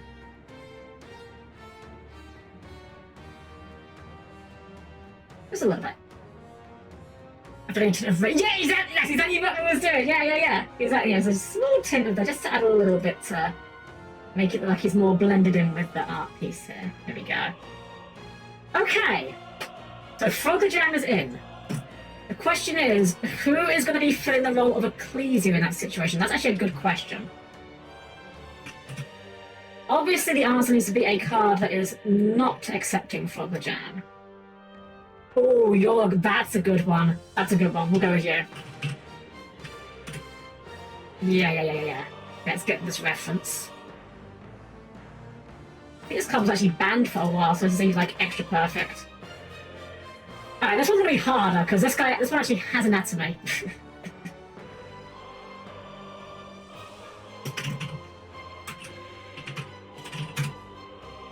Alright, we're gonna actually do this one like proper, like blocking it out and shit, because this one will look bad if we don't.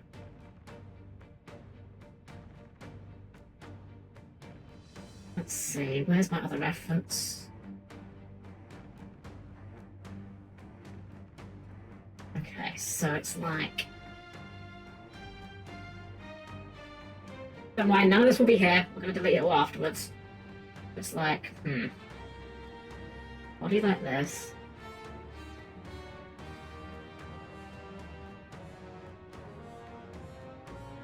A frog, so long legs. Actually, you know what? Probably rather than long, probably go like outwards.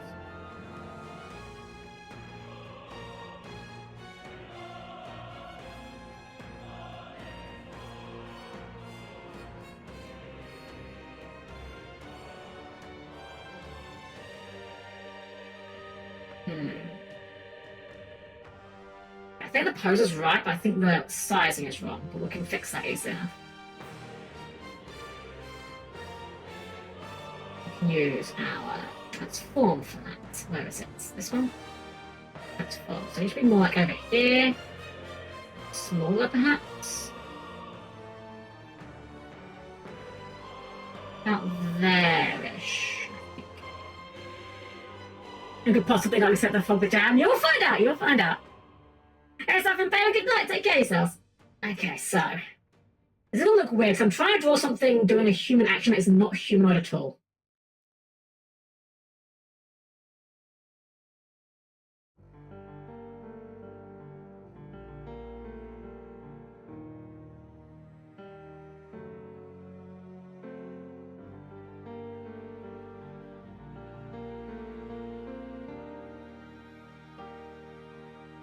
Something like that, I think. Okay, we can start painting over this, I think, now. Make a new layer. Let's grab our... We'll start with a... I guess we'll start with this. With this colour. Something like this.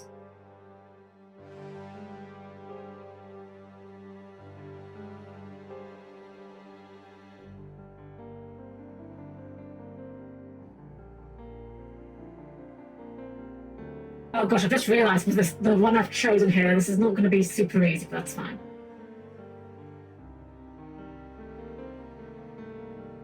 This part of the head looks like this.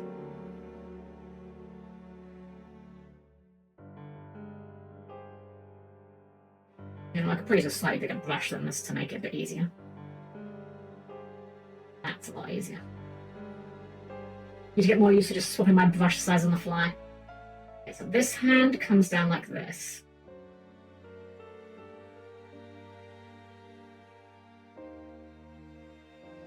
Leg comes in like this. Blending in a lot, which I don't love, but I'll have to make do. And then we'll make another layer go below. I'm going to grab this colour. This is going to be this arm, and you might start to see who we're drawing now. You might have an idea of what we're drawing now, based on these particular colours that we've chosen. This is still really rough. We're going to be fixing this a lot, don't worry. Head needs to be looking down a bit more.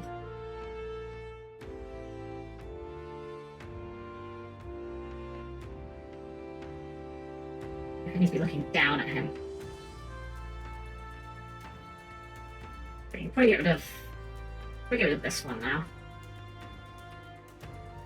Substitute, exactly. Who would not accept Frog the Jam? Well, one of the frog monsters that says accept Frog the Jam, clearly. I suppose right to the top layer, in fact. Spot, thank you for the raid! Hello, welcome to the Raiders. I'm Helm-Chan, the perfectly normal robot mate. Hope you're having a wonderful evening tonight. Welcome. I'm doing some Yugioh drawing here tonight. I am kind of learning how to do the digital art thing. I haven't really done much of it with a tablet before, which is to say I've done basically none.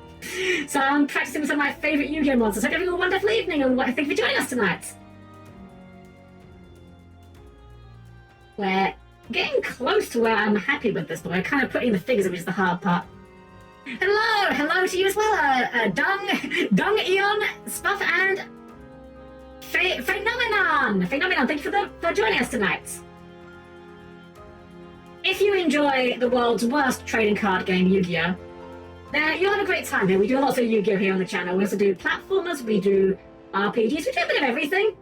Art is something I'm kind of trying, that I haven't done much before. But you know what? If you're good at something while you suck, you'll suck at it forever. So I'm going to try my best to learn to not suck. I need to tie this body up. This body is messy as hell. A nice small eraser.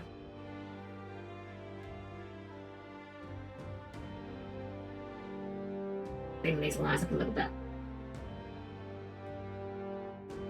Very valid point. I wish I could say it was my own original point, but no, that's from Calliope Mori.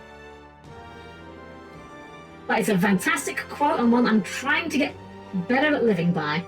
I wholeheartedly agree with it.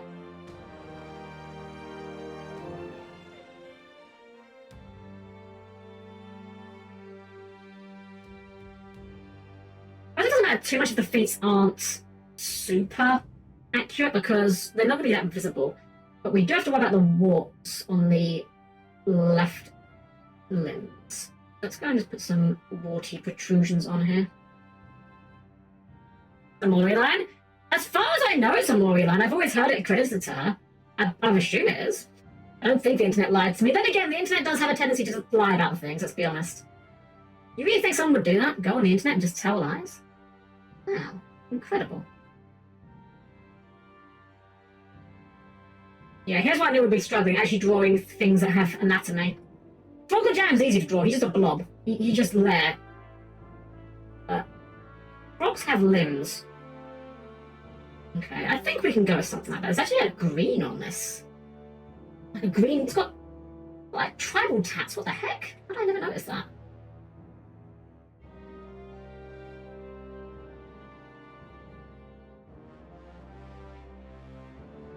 Okay, well, let's get the tip of hairbrush for this.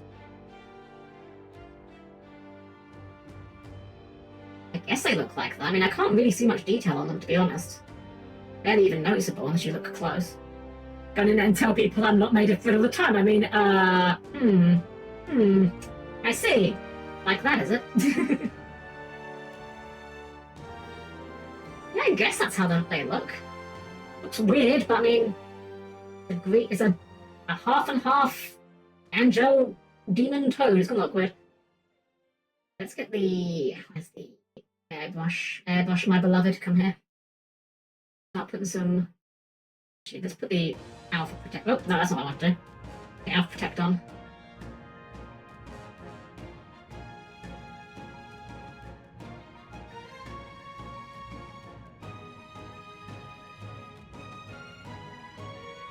I like users to start implying these warts are here. Also, like shaping the feet.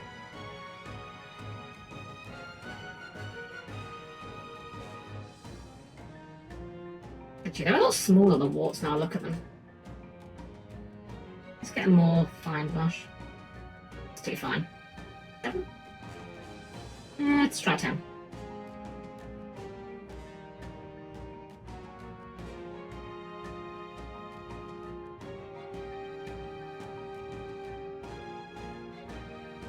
Wish I was bred. You can be bred if you try hard enough.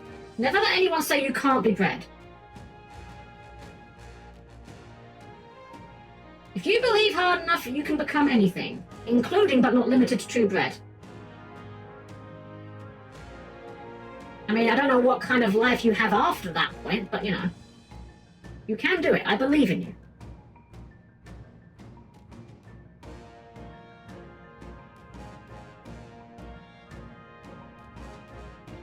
Something like this at least.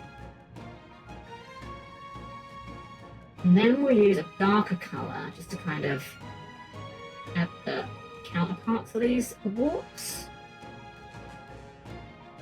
Make it look a bit more rounded.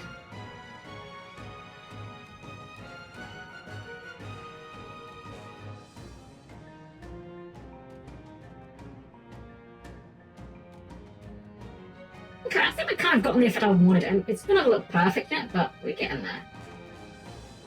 We need a bigger brush than that. 50? Yeah, that's about what I was looking for.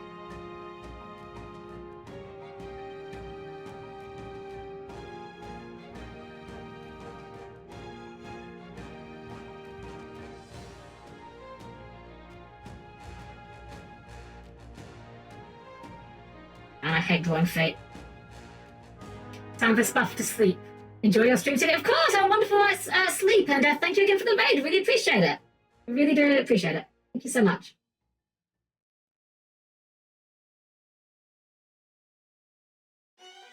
I'm not sure what they're going to be holding. In the original artwork, it clearly has like a big hammer thing, but I'm not sure. Thanks, Faith. Oh, thank you so much. Thank you for the follow as well. Really appreciate it. Have a wonderful night's sleep. Take care. Let's go ahead and put the... Actually, we need a harder brush for that. Oh, Dahlia, thank you for the follow as well. Appreciate it. Really do. Why is this not? Oh, this is like the super stabilized one, right? Yeah, we have the stabilized one. Not this one.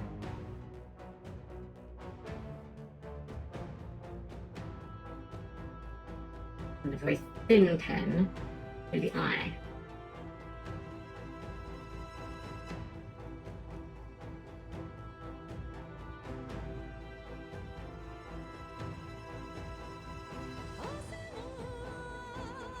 While we're here.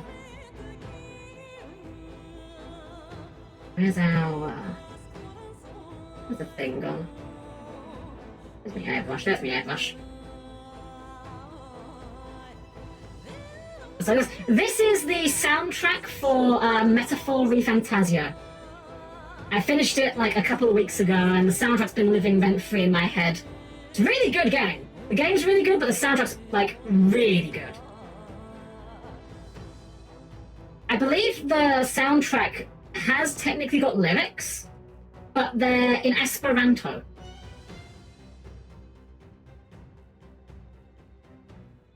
No, that's not quite right. How am I going to do this? I need to magic wand, I think, here. I just want the belly. I need a bigger brush than that.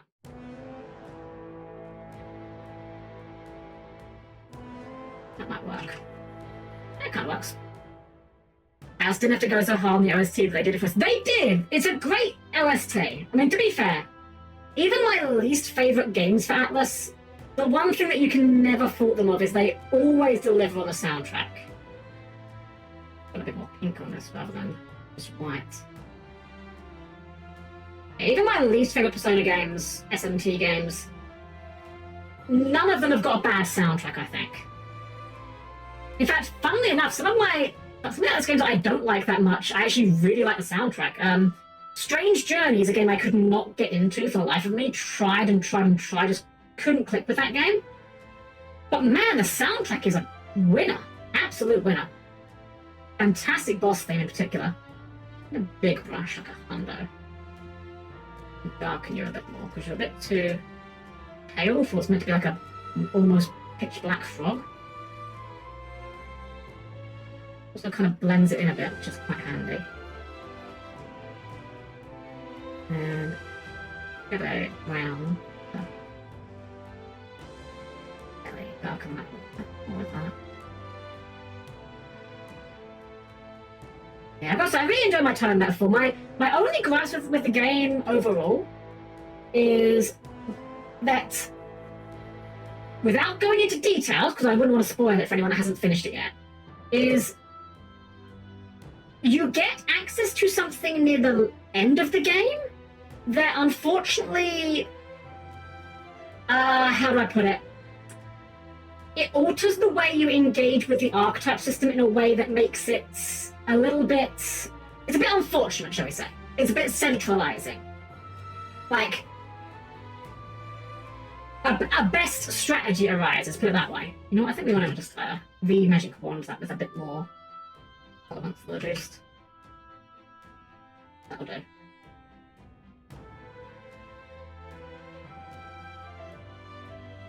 Yeah, someone that's a big fan of like class systems in games. FF5 is my favourite, for instance.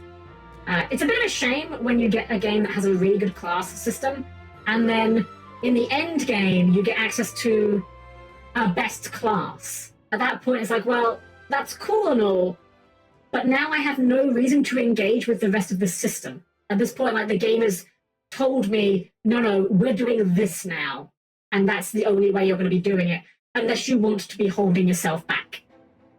I do like FF14's later zones, very similar instruments, are super cool. I mean, 14...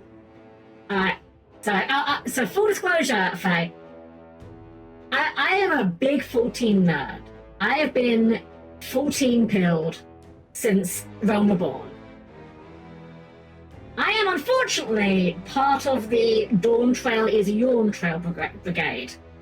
And I'll be honest, it's been making me question my love of the game of late, which is something you never want to hear. But I will say this. Even with Dawn Trail being, in my personal opinion, the worst the game has ever been in terms of the story, I will say this, the music continues to slap and the battle content has never been better. The actual fights... Oh, what am I doing? I wanted to grab the back arm only. The actual fights, I have no notes for. It's literally just, you know, go talk to Wukla Matt that's gotten me down. I love Dawn Trail, and you're allowed to. At the end of the day, I'm just some silly little robot on the internet. You like what you like. If you think that's bad, you should hear my opinions on Nier Automata. Okay, we need to blur this a bit into the background slightly. I Dawn Trail to Stormblood again. So, okay, here's my take when it comes to Stormblood versus Dawn Trail, right? I think they're both flawed in different ways. I think Dawn Trail is... I think Stormblood is a okay story that is being told exceptionally poorly. I think Dawn Trail... Stormblood's story is, like, not a bad story, but because of the, because of the way that the story was split between the Doman and the Alamegan front, both of the stories suffered for it. Shaving off way too much of this arm. By comparison, I think that... I think that Dawn Trail is the opposite. I think Dawn Trail's story is told better in terms of it stays focused on one thing at a time, which Stormblood really struggled with.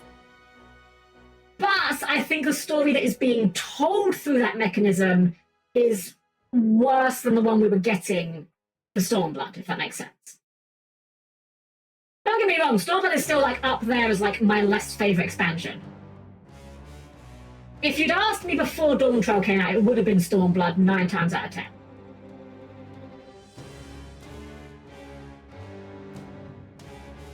It's literally just that, unfortunately, Dawn Trail just didn't do it for me. And, you know, it could just be that I've just kind of... My tastes have changed over time, you know? There's only so many times you can do the same roulettes over and over and over again and act surprised every time when Ilbert appears and yells sloppy at you.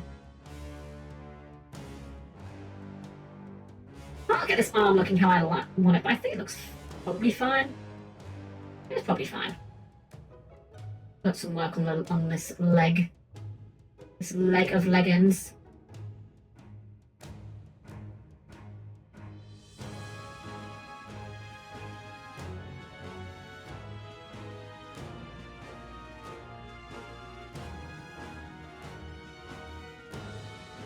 So debate if I actually want to go back and line this when I'm done, to be honest. I know I should probably do that first if I'm going to do it, but I don't know, I'm not hating how it looks. It'd be easy enough to outline it after the fact if I change my mind on it. Now, we like the direction of Dawntrail's story. We need to be powered down in the best way, in my opinion, to give us a more supportive role. People they had to do narrative, they did a really good job. See, I'm going to push back a little on that, right? And it is, let me just say this, let me just make myself clear, right? I'm not arguing with you. You have your opinion, I have mine. I'm saying this as a constructive debate, so do not take anything I'm saying personally, I like debating people about these things, genuinely. I think it's very constructive to be able to affirm your point and see other people. So genuinely, I'm not mad at you or fighting you, just take it in the manner it's intended. But yeah, okay, good. Yeah. I know some people get really bent out of shape when you start like giving conflicting opinions, and like that's never my intent. I genuinely like debating these sort of things. I think it's quite enjoyable. So yeah, I think that being powered down is something that they kind of successfully did to us with regards to the post Endwalker story. I think that was a good job of I know it didn't necessarily power us down, but I think that by virtue of the fact that it lowered the stakes a lot, going from universe-ending threat to, still a threat but not universe-ending, I think that was a good way of doing it. My big problem with Dawntrail, in terms of its story, there's no way to talk about these issues without going together, so I'm going to give my official warning now. We are about to talk about Dawntrail spoilers. So if you are interested in playing Dawntrail and you want to not have the story spoiled, this is your warning. I do apologize, but this is where we're going. I think my problem with the story comes down to the fact that, first off, Wook the Map being such a centralizing presence means that your enjoyment of the expansion is going to be entirely based around how much you like Wook the Map specifically. I liked Wook the Map at the beginning, but over time, Wook the Map didn't really significantly grow for me as a character. Similarly, we were promised that this was going to be like our vacation arc. We didn't get our vacation arc. You know who got a vacation arc? Estinian.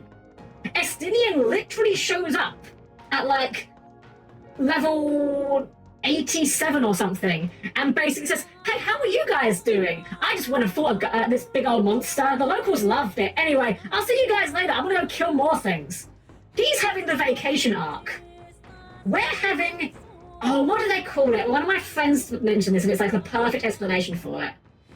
They call it like a stamp tour or something.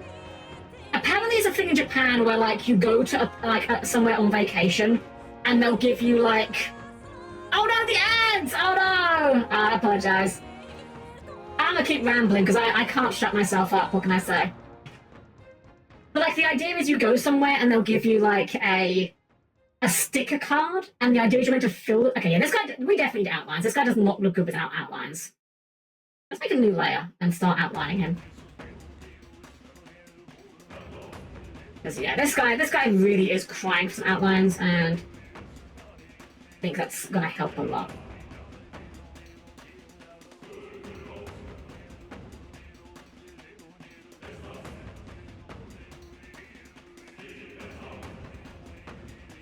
We can always like fade the outlines out into a new layer.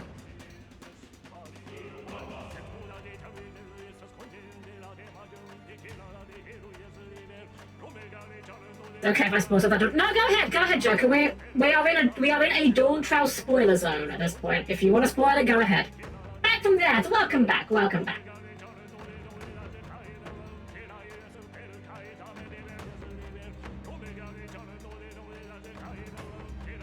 Personally, feel Dawntrail would be significantly better if the latter half focused on Kana for no other reason than Alexandra is literally a twisted version of what he wanted. Ooh, that's a good thought. That's a very good thought. See, one thing that with Dawntrail that made me laugh is we as the Warrior of Light got like extremely lucky in Dawn Trail, and we don't seem to acknowledge that fact. And when I say we got lucky, what I mean is, think about like Woklama and the circumstances in which she approached us, right? Woklama approaches the Warrior of Light and says, "Hey, I am Woklamat. I come from Yugioh, a country you've never heard of. Anyway, my dad's the king, and I want to be king. So can you help me become king?" And we just go, "Yeah, okay, sure. That seems fine." Imagine how stupid we would look if it turned out Woklamat was actually just like the most evil Rothgar that ever lived.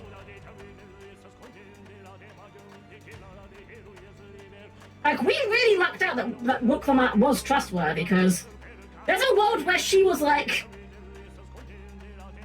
an absolute monster and we put her on the throne.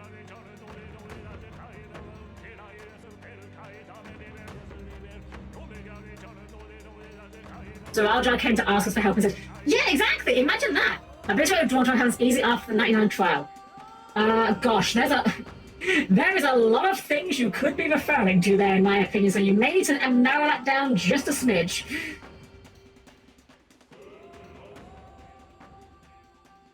Because there's a lot of things that happen after that trial that I take a little bit of umbrage with, shall we say.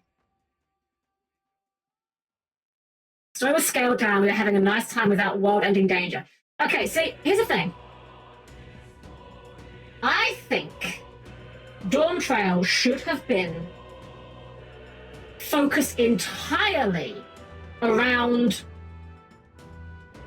the, the competition, the Rite of Succession. I think that should have been the focus of the entire expansion. And I think everything that happens after, in the second half, the second half of Dawn Trail, everything that happens in there is just awful. I hate Solution 9. I hate how they use Alexandria, because FF9 is one of my favorites, and I hate that it had to die for this.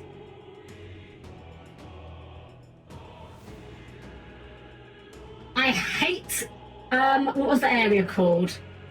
Living Memory. I really I really had issues with on a fundamental level. Like, Living Memory, we literally became Emmet Selk. Like, Emmet Selk said, one of my favorite lines, by the way, this line goes hard. Emmet Selk said, "I do not truly consider you alive. Ergo, I will not be guilty of murder if I kill you."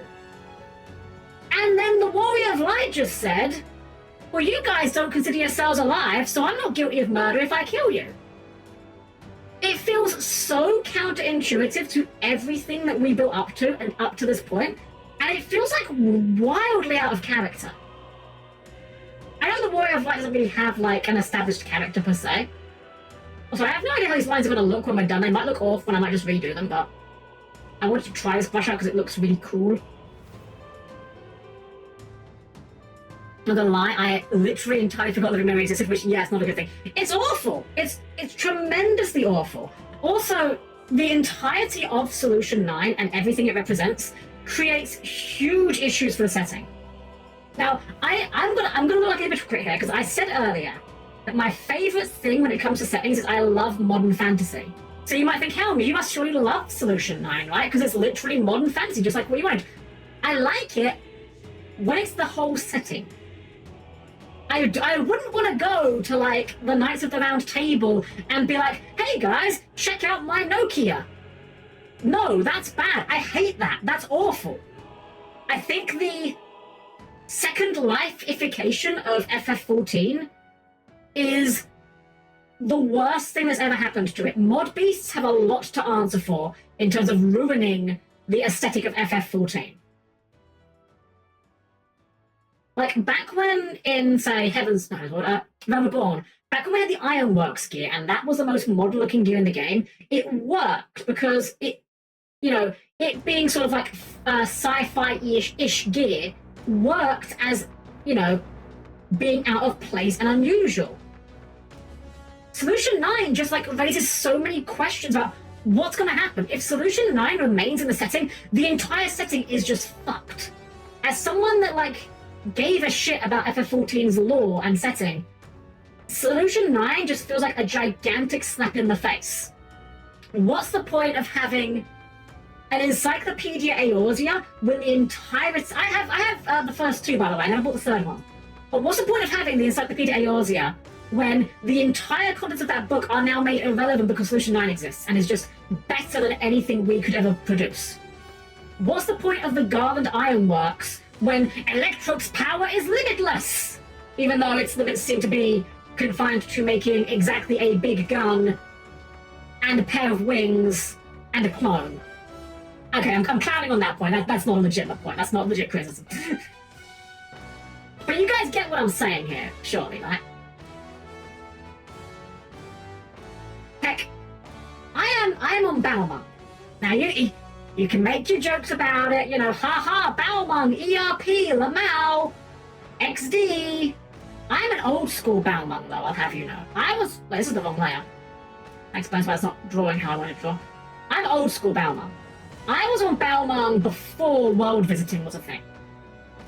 And here's the fun fact about Balmung. There was ERP on Balmung, but before world visiting was a thing. But you largely had to go and look for it. You'd very rarely just stumble upon it in the open out of accident. But here's the funny thing. When world visiting got added to the game, all the people that weren't on Balmung suddenly went, haha, hey guys, why don't we go to Balmung to ERP? You know, as a joke, haha, wouldn't that be really funny and ironic, guys? It's not like we actually want to ERP or anything, guys. We're just doing it for the memes, for real, you guys. And then they found the ERP in all the other people that were doing it, ironically, for memes, for real, you guys. And eventually, that was all that was left. How do I feel about these lines? I don't like them that much. I'm gonna be real. I don't think this pen is the one we want to use. I think we want to align them, but I don't think that's the pen one. I think we'll try just a regular pen. I don't think this is an explanation. Having it be added is problematic. Honestly, my biggest hope for FF14's story going forward is... Step 1, write Wooklama out of the story because she's worthless, doesn't add anything. Step 2, go ahead and remove Alexandria as a setting because its existence creates so many problems for the rest of the setting that it's not even funny. That's about it, honestly. I have nothing else on my wish list beyond those two. This line too thick, it might be a bit thick. Yeah, that's way too thick. We need a thinner line than that. What are we on, 5? That's already quite thin. Let's try a 3, I guess. A bit too. I don't want to count the pixels. Well, maybe a 2? Or 1.5?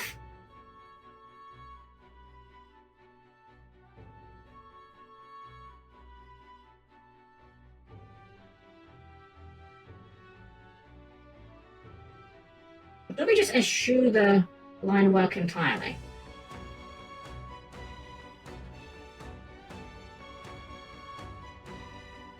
Now on PC so I can look at things and double check. That's fair. Yeah, for me with Dawn Trail, okay, so before we got ads, what I was rambling about, I think the problem with making Wooklama the focus of Dawn Trail is that your enjoyment of Dawn Trail hinges on exactly how invested you are in her session for the throne and her as a character. The problem I have with her as a character is she doesn't develop. Wooklama at the end of Dawn Trail is functionally the same character you meet at the start of the expansion pack. All that happens between the start and the end is she learns to make tacos.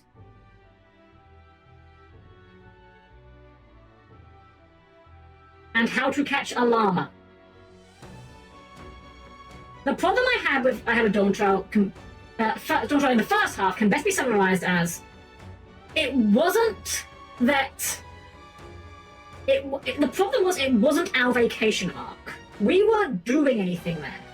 We were babysitting for a character who doesn't grow, doesn't learn, doesn't improve, is just the correct one in the room because the story requires her to be the correct one in the room.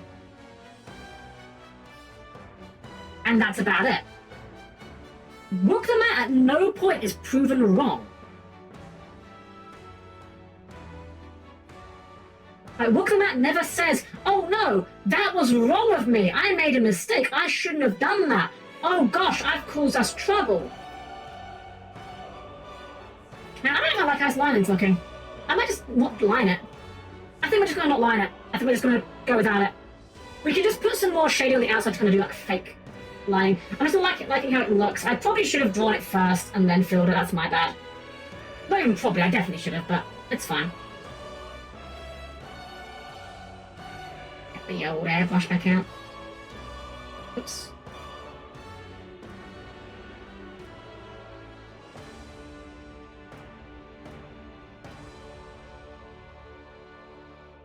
Yeah, first, as far as like the start of Dawn Trail, that was my main problem there. Also, just the fact that the right seems to have no rules.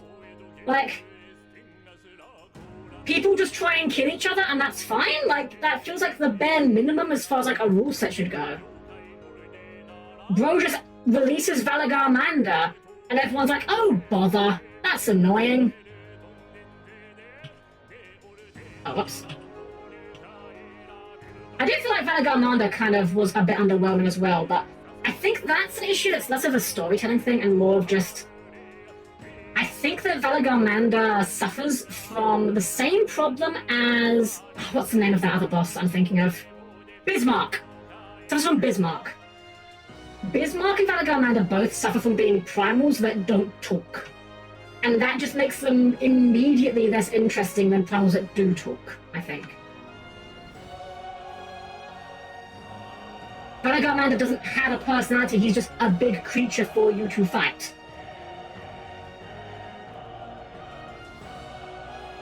Hey, plus, people die when they're killed, they gasp! And I didn't immediately disqualify him as weird. It was! It made no sense. It made no sense. Don't get me wrong, like, he was a good character. I enjoyed the payoff of him as a character.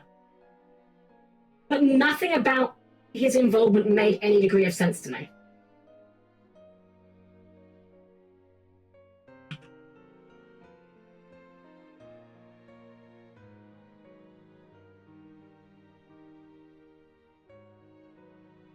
I really should have kept this back arm on the separate layer. I'm regretting that now. Oh well.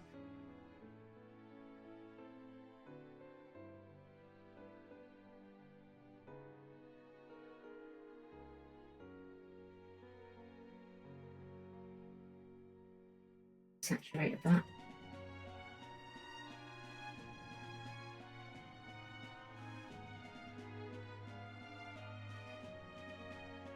Would have made a lot more sense for his to send his crows to the Trixie. Yeah, honestly, like, okay. I'm gonna say how I think Dawn Trail could have been improved in terms of like the story without major rewrites, right? Without too major. Well, no, it's gonna be major rewrites. That's I just lied to you. That's not true. Have the face turn happen sooner. People liked him as a character, like I liked him as a character. Have him show up sooner. Have Solution 9 fuck off back to its own dimension at the end of the expansion. Don't kill off the people in living memory. Or if you're gonna do that, you know what? Better idea. Kill the people in living memory, but make it an accident. Make it an accident, and if you want a bit more drama, have it reveal afterwards that they knew this would happen. They supported you in stopping Sphene, because like maybe Sphene outs herself as being some piece of shit. And they're like, oh no, our queen's gone mental, you must stop her. Go kill her. And then they're like, wow, thank you for doing so. And then they start fading away. And you're like, wait, what's going on? And they're like, oh, well, since you defeated the queen, we're no longer sustained by the powers of the whatever it was. And everyone's like, oh no, we didn't know that. And they're like, it's fine. She wouldn't have wanted us to suffer this way, blah, blah, blah. So easy to have rewritten that in a better way. What am I looking for? I'm looking for like a dark colour.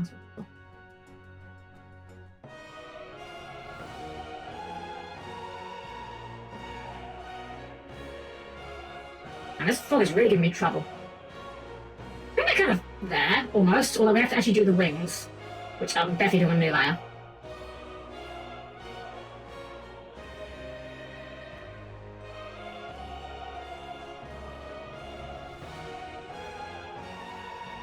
Genuine question here. Why did we destroy living memory? Was it just argument that they should not be alive? So the reason why we destroyed living memory was because Sphene, as long as living memory existed, Sphene was going to go to other shards and kill everyone there to keep her people alive. The only way we could figure to do that, to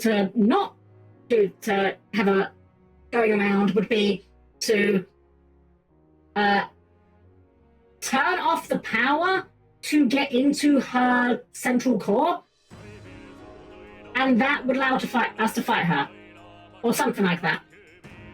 Hey, now first of all, our purpose is this is Fire Alpaca. I didn't find it myself. Darla recommended it, and I've got to say, it's pretty good. This is gonna go behind, but it's fine for now. You know what? We need a narrower pen on that.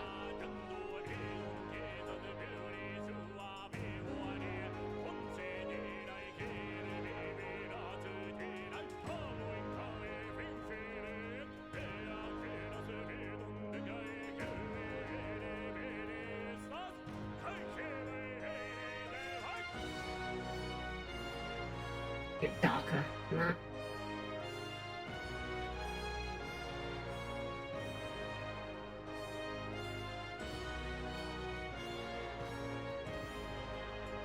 Nope. Too much tolerance, turn that down a bit. Too much tolerance, turn that down a bit. How much tolerance do we need on this? There we go.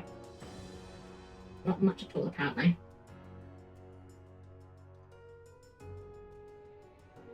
Darker one still. Too dark, but it'll work for it better.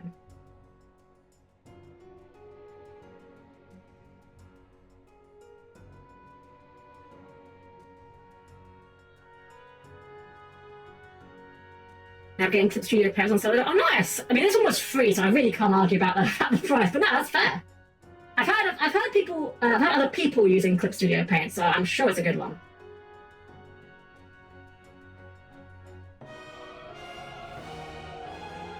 Oh, dang it. I keep forgetting that deselecting doesn't do transform by default. It would actually hit okay.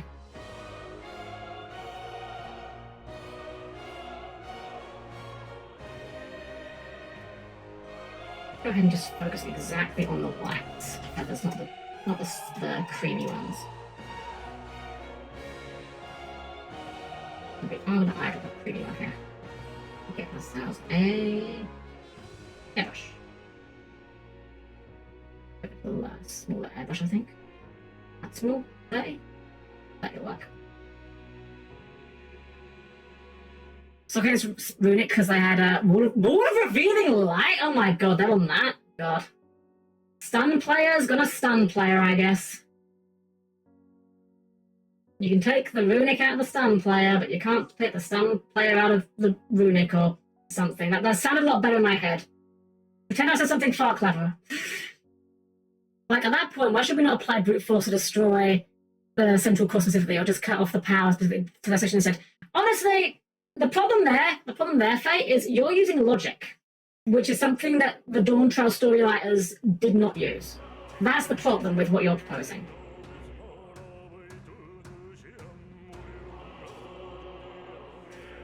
Didn't quite think this through before I started using it as a shading colour. It's fine. We can use this to crop some of this out.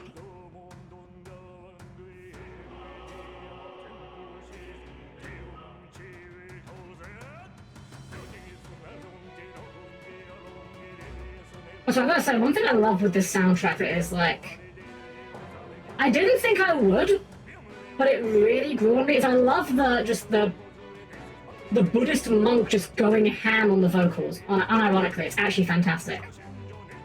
Genuinely wonderful. And I didn't think it would grow on me as much as it did, sincerely. I thought it'd kind of bug me, but no, I actually kind of really vibe with it. He's out here just going mad, and it's incredible. The Monarchs player. Yeah, guilty! Do you see the new Monarchs card? They actually brought they gave Eidos and Adia a promotion. They actually got to be real monarchs now. Good for them. Is there a blur tool here? I don't think this is a blur tool, does it?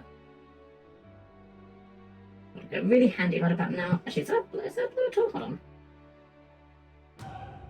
There is not. Okay. That's fine. We can just figure it out with a bit of we just patch it in. That's some of these gaps up here is what I'm trying to figure out. I drop.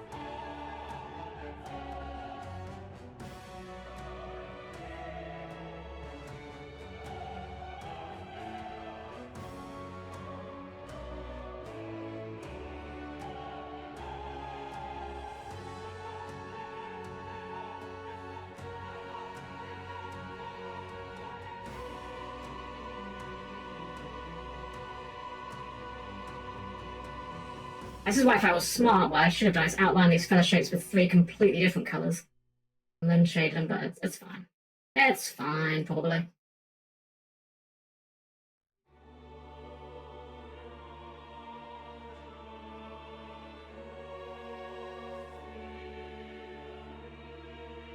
Stop following Yu-Gi-Oh! And I kind of got back into it with Dragon Maids for a week or two before dropping again. If Mars are playable again, then I might swan dive in again. Well, I don't know how good the cards are. I haven't... They're not out yet in the TCG. They've only been like announced for the OCG. But I'm sure people will be lagging them. I'm sure if they're good, we'll be seeing play of them. I like Monarchs because I think there's like the aesthetic of them is really cool. But I hate how they just become like a vector for the most heinous stun bullshit you've ever seen.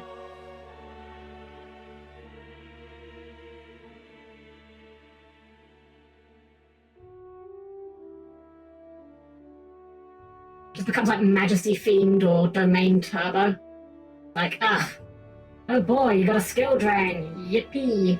My favourite. Babe, I got you your favourite. Skill drain plus vanities.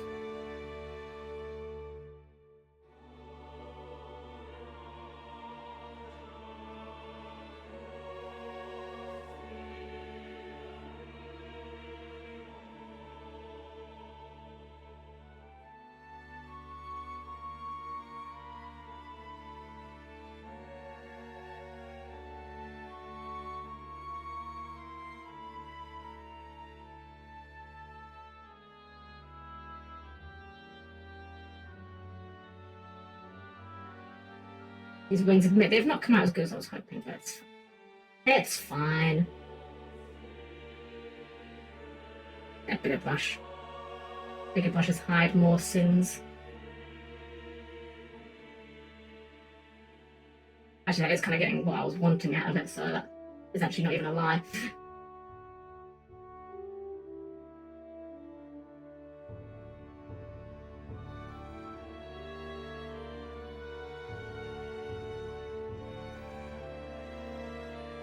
On the outer one. You see the joke about the no Mars cards where they're having a podcast? I haven't know what? Having a podcast? That sounds amazing. I was saying earlier how I said in our Discord that Dogmatica Nation, the Dogmatica field spell, it just sounds like the name of like what a Dogmatica themed YouTube channel would call their subscribers. Like, what's up? What's up, Dogmatica Nation? It's me, it's your boy Maximus. Today we're putting an epic hashtag prank on all of our viewers. We're going to be replacing their souls with Despians. They're going to be so mad, LMAO. I don't know why. The idea of Maximus secretly being like a cringe streamer is very funny to me. I don't know why.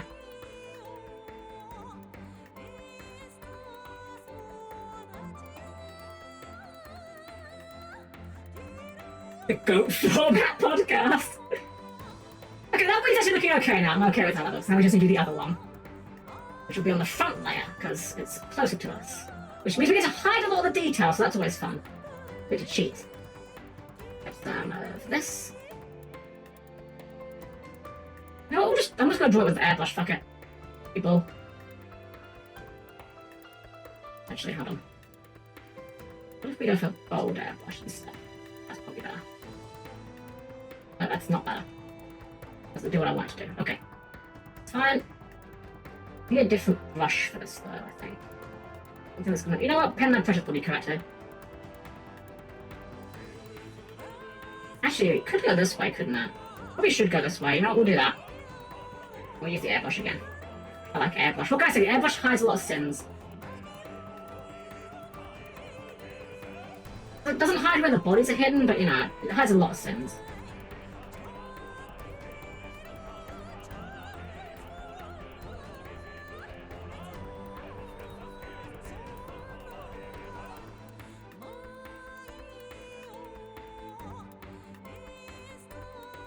Look up Scheme of the Monarchs. Okay, now let's look up Scheme of the Monarchs real quick. Yugioh Scheme of the Monarchs. What does this look like? Okay. Okay, yeah. I'm seeing the vision. You can just tell from the way they're postured that, like, Zaborg is about to get cancelled for saying something like extremely not okay. Like they're just having a nice conversation and Zaborg just like, I just think maybe only light monsters should be allowed to vote. And it was like, whoa, what the hell, Zaborg? Here we got Caius, Zaborg, Ryza, Festalos. Wait, is that the other guys? Was that in the back? Oh, it's the Earth Monarch guy, right? I didn't realize he was that big. Neat. Zaborg just says a slur. I don't know all the monarchs, but I think certainly, like, Erebus definitely says slurs. I would have no difficulty in believing that. Esther definitely doesn't. But I think Erebus definitely does.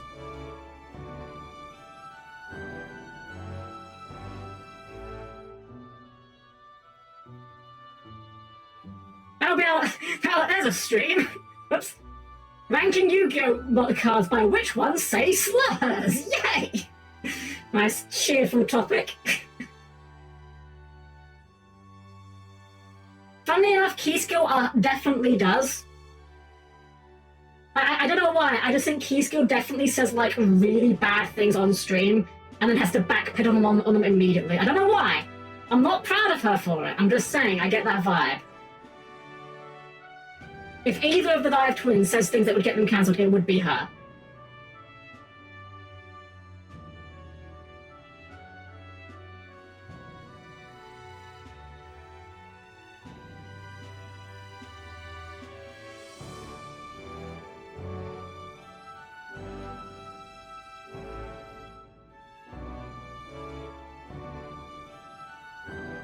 Gaming rage, exactly. That's why such a lot was back in 2016. Oh man. I would have been playing Yu-Gi-Oh! At that point. It'd be like, so guys, my hot take for the week is that the actual deck should have just stayed the fusion deck and nothing else.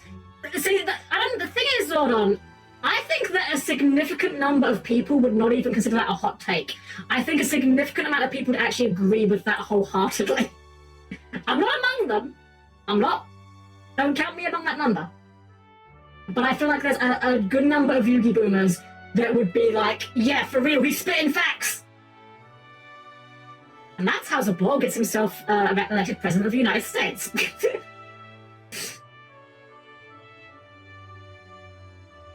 was a dumb joke. Leave it at that. What am I gonna do with these wings here? Bit of dark, I guess. The bottom here just... I know this fake outline, which I'm not sure how much good it is. It's getting the point across, that's the important thing. I think we haven't got our Alpha Protector on that would help. One here. I was I got into Monarchs this year was because I come from Magic the Gathering, did not want to do with the extra. Funnily enough, that was the same for me, minus the Magic the Gathering thing. I got into Yu-Gi-Oh! In 2022, I want to say? Was it 22 or 23? I actually can't remember now. It was one of those in any case. And I was a Yu-Gi boomer. I'll be honest, like I was that guy that is, you know, oh man, it's all just special summoning bullshit. Make 1,000,000 negates. Game's no fun anymore. Ends in one turn. And I had my pivotal moment when it came to like playing Yu-Gi-Oh! Which I think every Yu-Gi boomer goes through at some point. Which is that moment where you decide either you're gonna keep complaining about it for... Wait, is this on this layer? What the heck? Oh, hold on, we merged the wrong layers. Let's not do that. There we go. Okay, either you're gonna keep moaning about it forever, or you're gonna be like, you know what? I'm gonna learn the game. The game's different to how I remember it being. And that's not a bad thing. That's okay. I'm gonna, instead of getting mad about the game being different to how I remember it, bear in mind how I remember it being was like freaking LOB format, so, you know, hasn't existed for many, many years. I'm gonna learn to play the game and play them on their level. I think every Yu-Gi boomer goes through that arc at some point. Either they say, I hate this, it's dumb, I'm quitting, and they just don't play the game anymore. They say, I hate this, it's dumb, and then they just play stun. If you can call that playing, I guess. Or they say, okay, clearly what I was used to doing is not working for me anymore. You know what? That's fine. Let's find something that does. Those are like the 3 end routes for every Yu-Gi boomer. Also, we need to align you with the fire. Oh, whoops, that's layering. You and you and you and you. Merge. Break you down. Break you down. Why is the fire above you still? Oh, we didn't actually grab the... You? Hold on. What is going on? This layer is... That was the lines I didn't like. Give it that. That's that wing, that's him. Okay, so we want these 3 layers to merge. I guess you're going to merge 2 at a time. Okay, learning. Oh, the God Ray should definitely be in the back. Or near the back. There we go.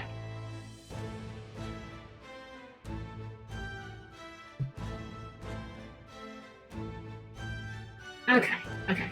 A bit of black at his feet. Kind of blend him in a bit more with the environment. And then we'll do the same on his actual body. Black on his feet. Bigger brush. Just a little bit, just kind of blend it in a bit. Hey, 19. I love longer, more social drawn-out games with big ups and downs than I Sankutika Mana. See, that's the thing. That's the thing. You're allowed. You're valid. I'm not... If someone says to me, I don't like modern Yu-Gi-Oh!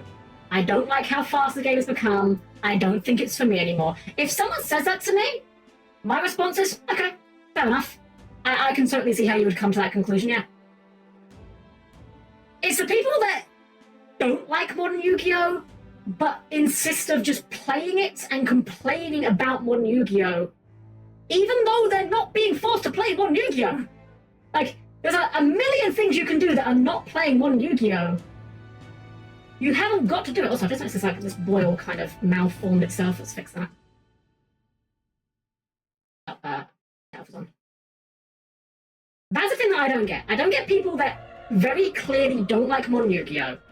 And rather than just saying, okay, my time with this hobby is clearly at an end, the game is no longer for me, it no longer does what I want it to do, they instead go, man, Yu-Gi-Oh! Used to be so good, but now it's different, so I'm gonna just sit here and moan about it. And again, let me stress, for the billionth time, if there's any ambiguity on my stance here, it is fine to not like modern Yu-Gi-Oh! I do not tremendously like modern Final Fantasy XIV. I will moan about it, but I'm not gonna sit around and like try and change modern Final Fantasy XIV, because I can't. I'm not gonna try and make everyone else that likes modern Fantasy XIV miserable. If they're enjoying it, that's their prerogative. I might not like it, but someone else might. I'm allowed to be sad about how it's gone. And, you know, if someone liked old school Yu-Gi-Oh!, they're allowed to be sad that it's not the game they liked anymore. Move on. There's a billion other hobbies out there that you'll enjoy. You ain't gonna stick with just one.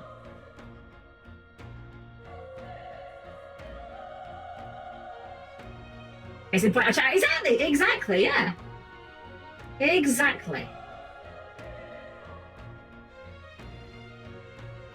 A friend of mine sent me this video years and years ago. I don't know where it came from. I'm not sure what the origin is.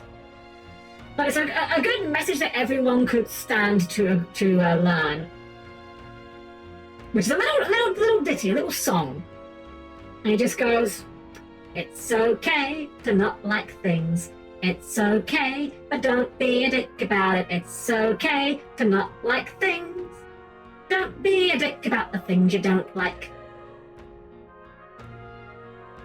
Simple as. Now here's the thing.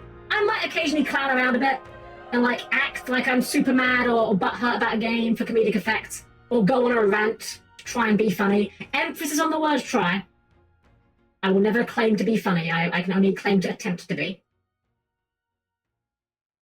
But at the end of the day, no matter how much I might personally dislike something, I don't give a fuck if you like it or not. Like it, I don't care. You want to go play Final Fantasy 16? You do you. Couldn't be me, but you do you. And as everyone here knows, God knows I can say some unkind things about Final Fantasy 16 if I try. I think it's always more Yugioh is complicated since my issues with card games is I feel like people are trying to force me into the meta, and that's what I feel is driving me away. I have no issue with modern formats, most of the people. People can suck. There's no ifs, ands, or buts about that. In any community, people can be a big problem. Something like a competitive game like Yugioh, I think, it's very important to make sure the people you're playing with align to your play goals. And when I say by play goals, like, some people play Yu-Gi-Oh! With the hope of, I want to go and top a YCS. Some people play Yu-Gi-Oh! With the hope of, I just want to see if I can summon Blue Eyes White Dragon. And some, most people fall somewhere in between that spectrum. Most people are somewhere between the super try-hard and the excessively casual. And it's very important that you and the people you are playing with are on the same wavelength about that, Because if you want to play like old school Yu-Gi-Oh! Where, the game tends to take several rounds to resolve,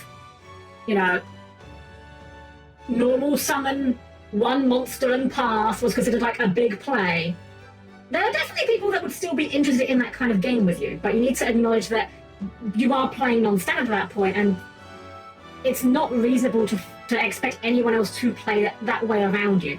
It's a lot like in FF. I know I keep bringing back to FF14, but it's the other thing that's been on the mind tonight, isn't it? Similarly with FF14, it's like when you see people that are doing challenges where they do it without the job stone. Well, the problem with that is you're forcing that upon people who don't want to do that. And the result is you get an unenjoyable experience for everyone involved. The people who want to play the game as intended are going to have a bad time because now they're stuck with someone who isn't playing the game as intended, and you're not going to have a good time because they're going to have the arse at you because you're not playing the game as intended. You haven't got your job stone equipped. Now, my stance is, don't do that shit. Don't go into randoms without your job stone equipped because, again, that's not the game that people are generally signing up to play. When it comes to Yu-Gi-Oh!, it is just a case of trying to find a group that meshes with what you want to get out of Yu-Gi-Oh! If you want to just play, like, kitchen table Yu-Gi-Oh!, be clear, I don't say kitchen table Yu-Gi-Oh! Like, disparagingly, like it's a bad thing. If you just want to play, like, goofy Yu-Gi-Oh! Cards and have a fun time, that's fine. You're allowed. There's nothing wrong with that approach. But at the same time, most people that are playing Yu-Gi-Oh! These days are whoops, that's the wrong button, are likely doing so that they can, win the game and play high-power current cards. Been described as casually competitive. I play casual decks or things that aren't heavily meta, but I'm open to playing those strategies if I need to. Maybe I can play those kind of games, but I enjoy playing what I like. Yeah, exactly, Zordon. You're kind of where I am in that regard. Kitchen table is just a term for casual. Yeah, just casual play. Yeah. So no stakes, not like paying for money or prizes, just for funsies, This is why Party Fire exists. For the Party Fire of, hey, let's try Barbie EX with 8 10s job stones. Exactly, yeah. You want to do like dumb, goofy shit? Send it. Again, let me be clear. I'm not saying dumb, goofy shit as an insult. I love me some dumb, goofy shit. Oops. Can we do straight lines in there? Okay. We need a thicker brush. Okay, it looks like that. I see. We need a thicker line than that.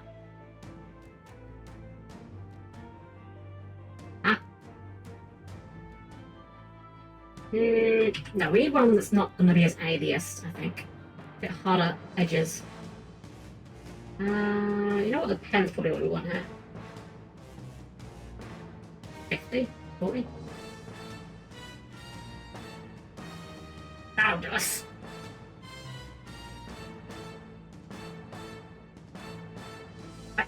I did that for waiting to see the Haze normal mode invasion animation that I find filled in less than 5 minutes. Exactly, yeah, people generally are on board for doing the goofy stuff.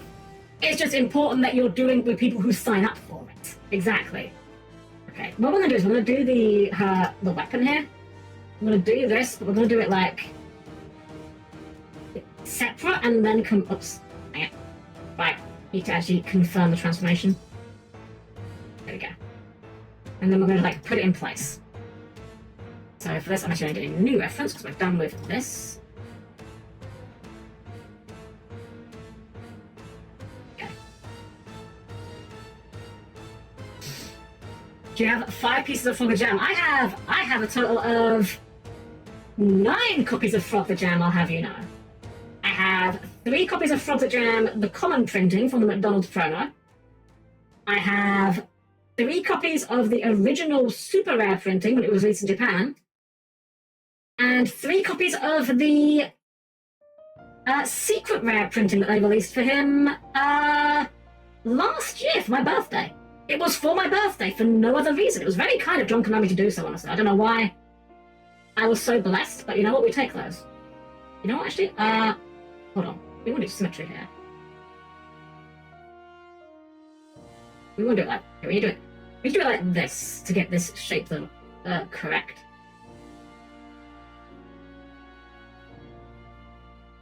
It's not... That's too stubby.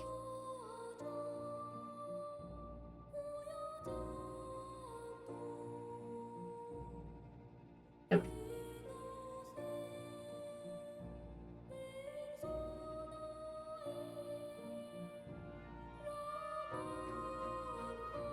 That'll work. Yeah, that's good enough, and then we just maneuver that into place.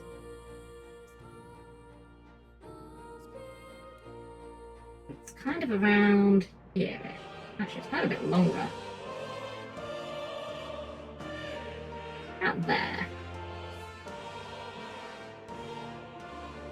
Don't worry, I know it looks bad now, it'll all come together.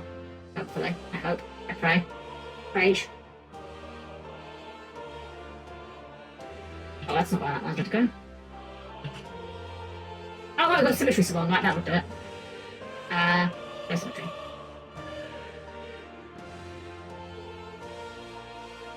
No, we can probably freehand this one, actually. Only a small bit. Yeah, it's fine. And then I've got the ring. Kind of like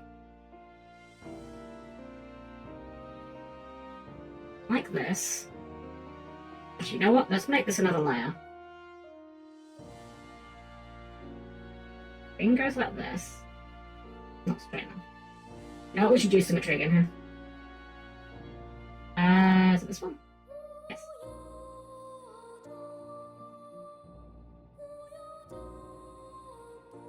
Learning to use the tools! What a concept.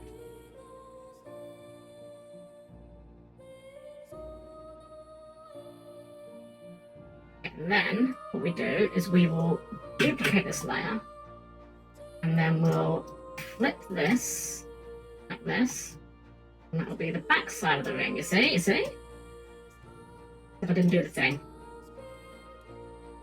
I didn't confirm the transform.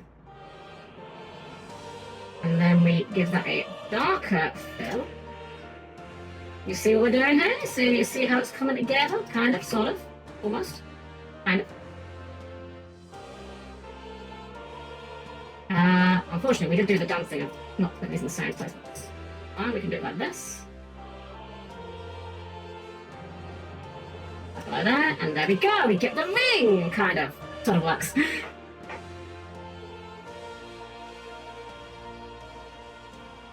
I'm dragging a dungeon into dungeon into FF40 must go now, which is both like, have a good time, take care. Guys, evil twins slapped on. We don't talk about Splinter. We don't 19, you know we don't use the ST words here. And you need 3 Frogmatika in each language. That is unironically the next goal. That is what we need to do next. With no memes or jokes, that is the next goal is to get a full set of every language of Frogmatika.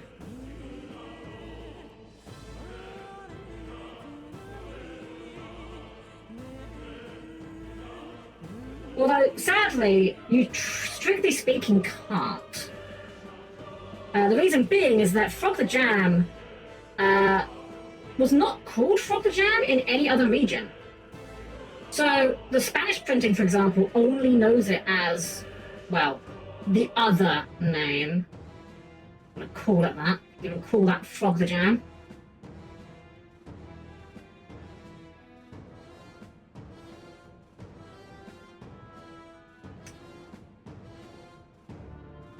That's the...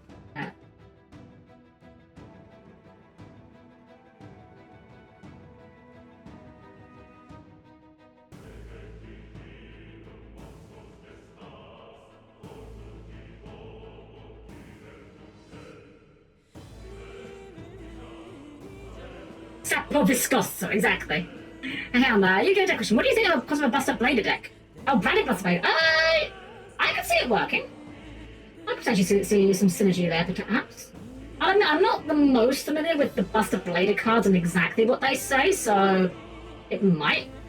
There may be some issues there that I just am not aware of because I don't know them that well, but I mean, branded is a very good strategy. Like, it does an awful lot.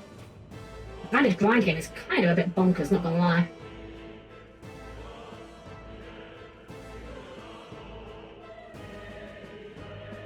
The number of times I've had an okay turn into a branded player, only to just let lose because I just can't outgrind in long term is far too high.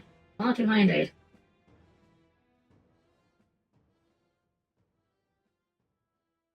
You know what, we need a bigger brush, this is too streaky. I haven't got alpha on. I'm done. And I was under a bunch of this. We use a bigger brush for this whole thing. I was being dumb in not doing that. Oh, can't get back in there.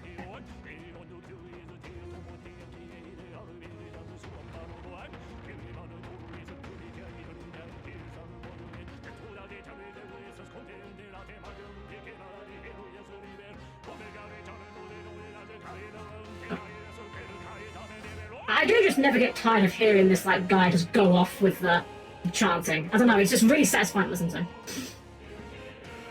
With how much they can recycle Branded Fusion get access to it, I'm kind of glad it's me to do one. Honestly, yeah, I think it's a fair limit. The deck's still super playable. But having just the one copy of it just makes it just a little bit fair. It's a bit less of an obnoxious grind game to go into.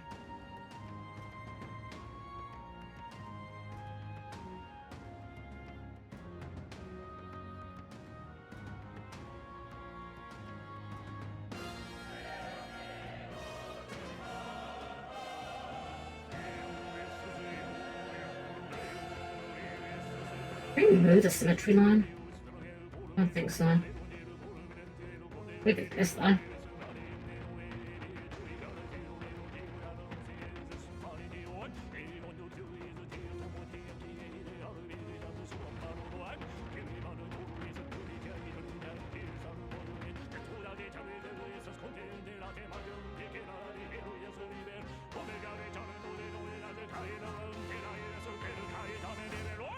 I'm fully aware that the staff doesn't look very good, but it is going to be shrunk down as well, so that will hide some sins when we get to that point. Then we did big out brush. This was like we last time. 2 copies of Keeper Dragon Magic Cycle. There you go. Bigger brush. Bigger still. Bigger. Bigger is better. I need a small brush. Small.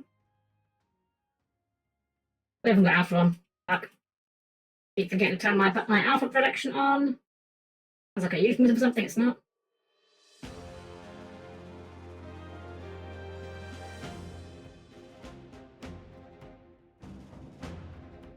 Small brush.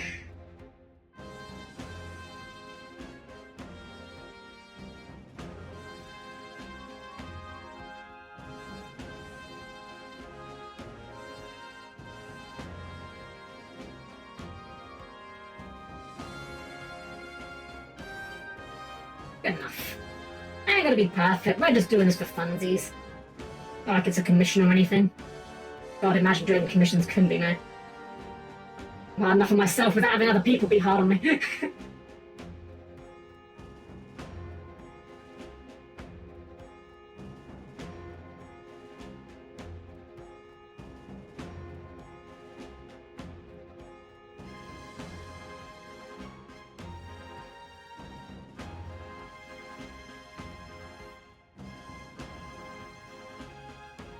Ecclesia's thing has actually got like a point on the end.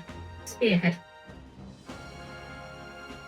I'm gonna blur these edges a bit because they look a bit too sharp. There has to be a blur tool in here that I'm just too dumb to understand where it is.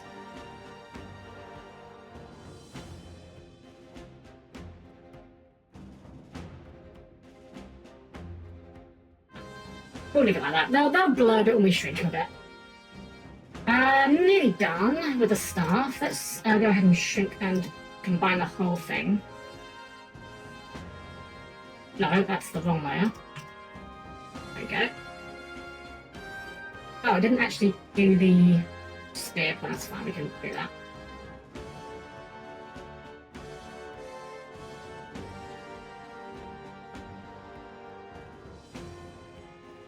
We can just add that on. Post, as it were. That's what I'm doing here, too far out.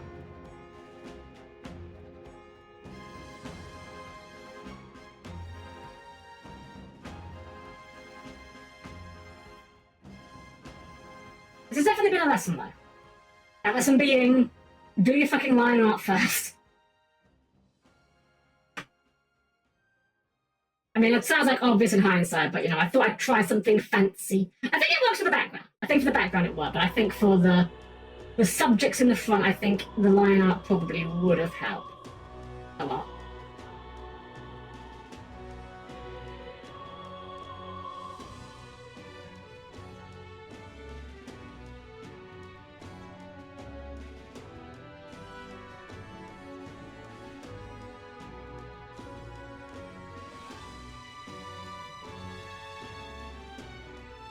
Then we need to have a ring in the front, which we'll do on a new layer, just to make it easy to not mess it up.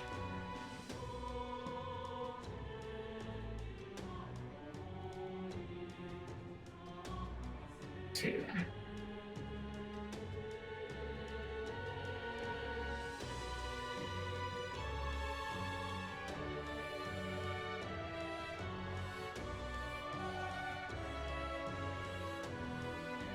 Literally just eyeballing this off the reference.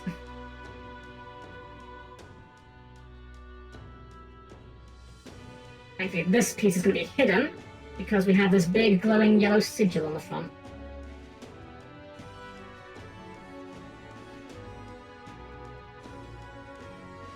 Which I'm not even going to attempt to replicate properly. We're just going to kind of like draw some bullshit and call that good.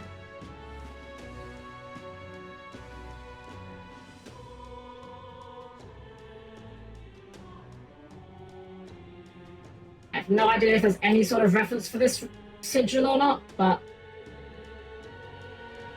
if there is, you know what? I don't necessarily care.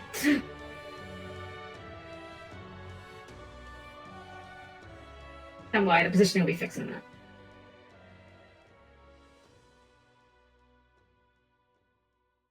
This means this sigil is like so squashed in the artwork that like you can't make anything out of it.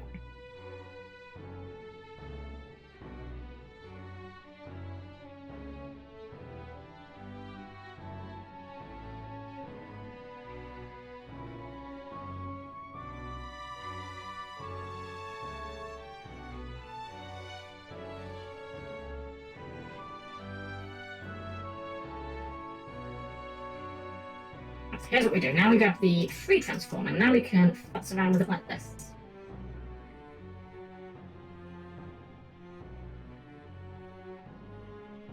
Let's put it like that, which will do. And then finally we can put this whole hammer assembly together.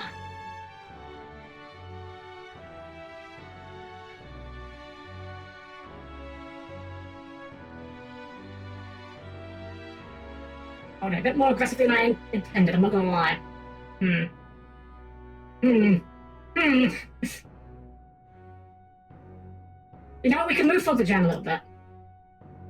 We can move him a bit to the left. Maybe. Actually, no, I know what we can do. We can just shrink both the frog and the hammer.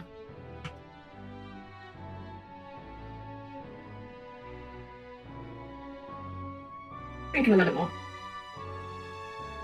There we go.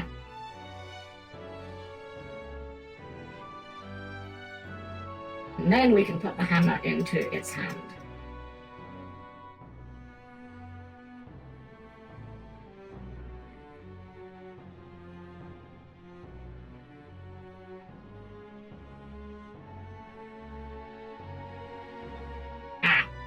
Right, the hands are on the top layer. That's a problem.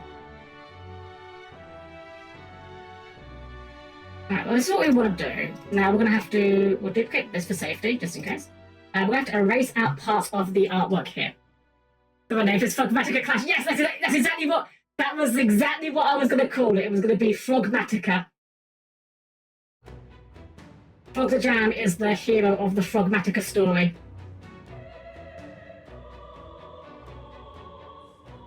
Actually enough to just get a peek here.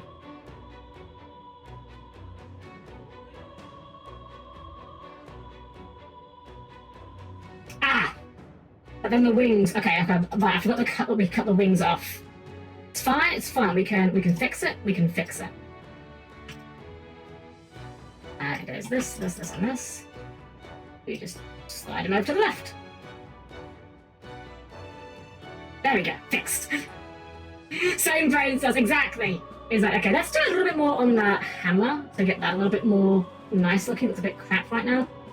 It's never gonna look perfect, admittedly, because I kind of rushed it, but it's fine.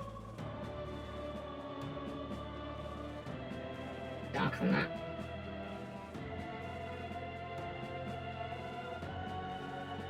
Darker and bigger.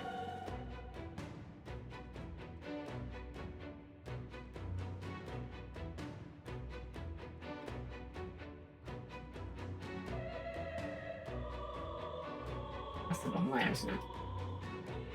That's the wrong layer. What am I looking for?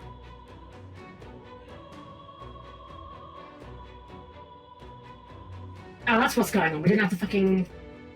Right, Protect Alpha's a thing that we should be putting on everything.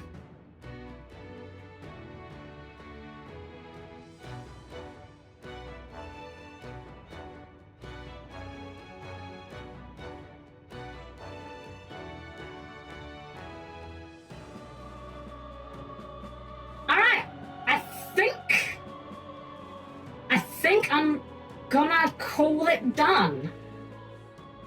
I think we have made something truly a masterpiece. I can't wait. Actually, you know what? Well, actually, looking at the art reference, there's a few things I can do just to add a little bit to this. Success! Just a small smattering of something, which is just on the fire layer. A few more just like embers, because there's actually quite a lot of those in the reference artwork. But we'll just use like a little dot brush to just plop them in. Like something like this, or maybe like this. Why can't I draw on this? Oh, because it's not showing, right. This layer. That's too bad.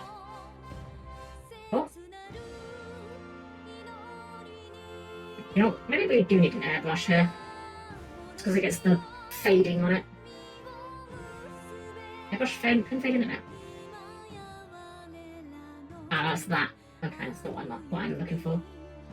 I'm looking for... Where's my airbrush? Airbrush will do.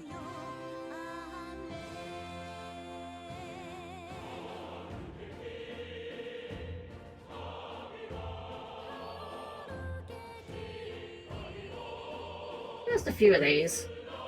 A few different sizes, maybe.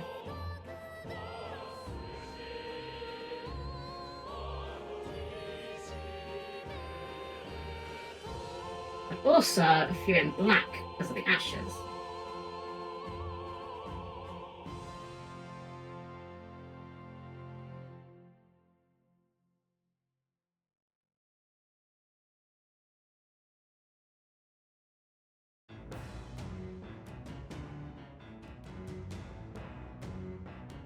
Alright, I think I'm happy with that. I think okay, let's get our reference side by side so you guys can see what we were going for this whole time. So this was the reference we were using for the artwork. Let's make it match the size of the canvas, and then we can just like toggle it on and off to say.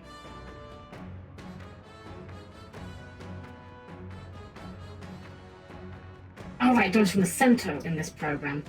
That's close enough. All right, so Frogmatika encounter. Frogmatika encounter. Oh, right, we didn't do the transform properly. Whoops, I'm dumb.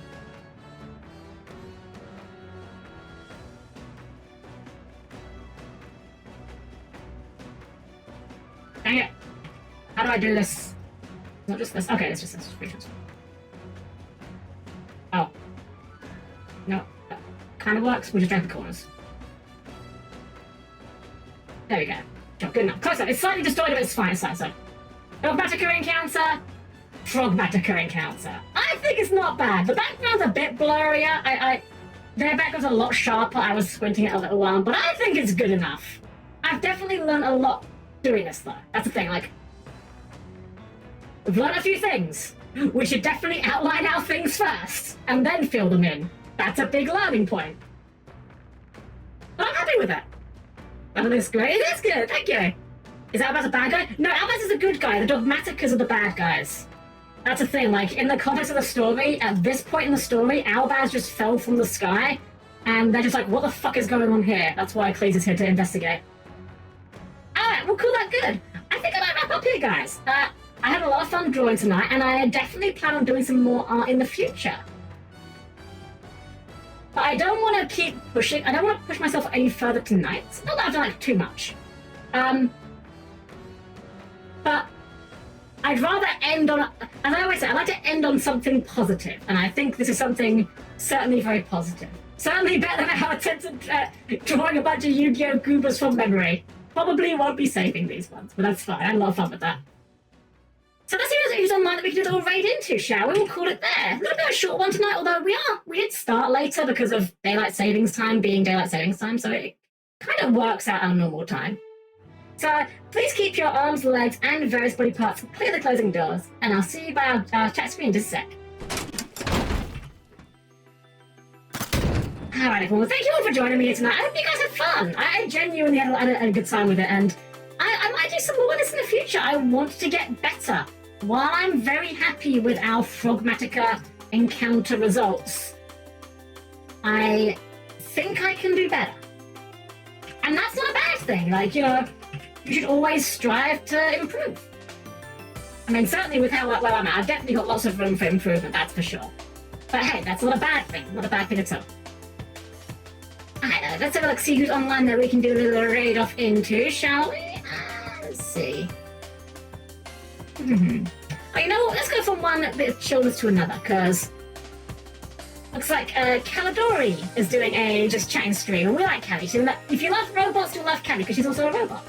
So we're going to give, as usual, a perfectly normal maid raid.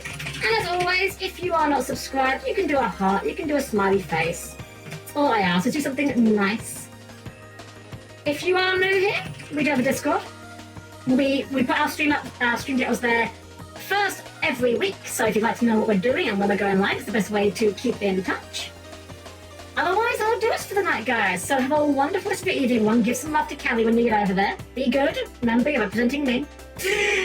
Have a wonderful rest of your evening and a wonderful rest of your weekend. We'll see you next week. And as always, it's been a pleasure to serve you all.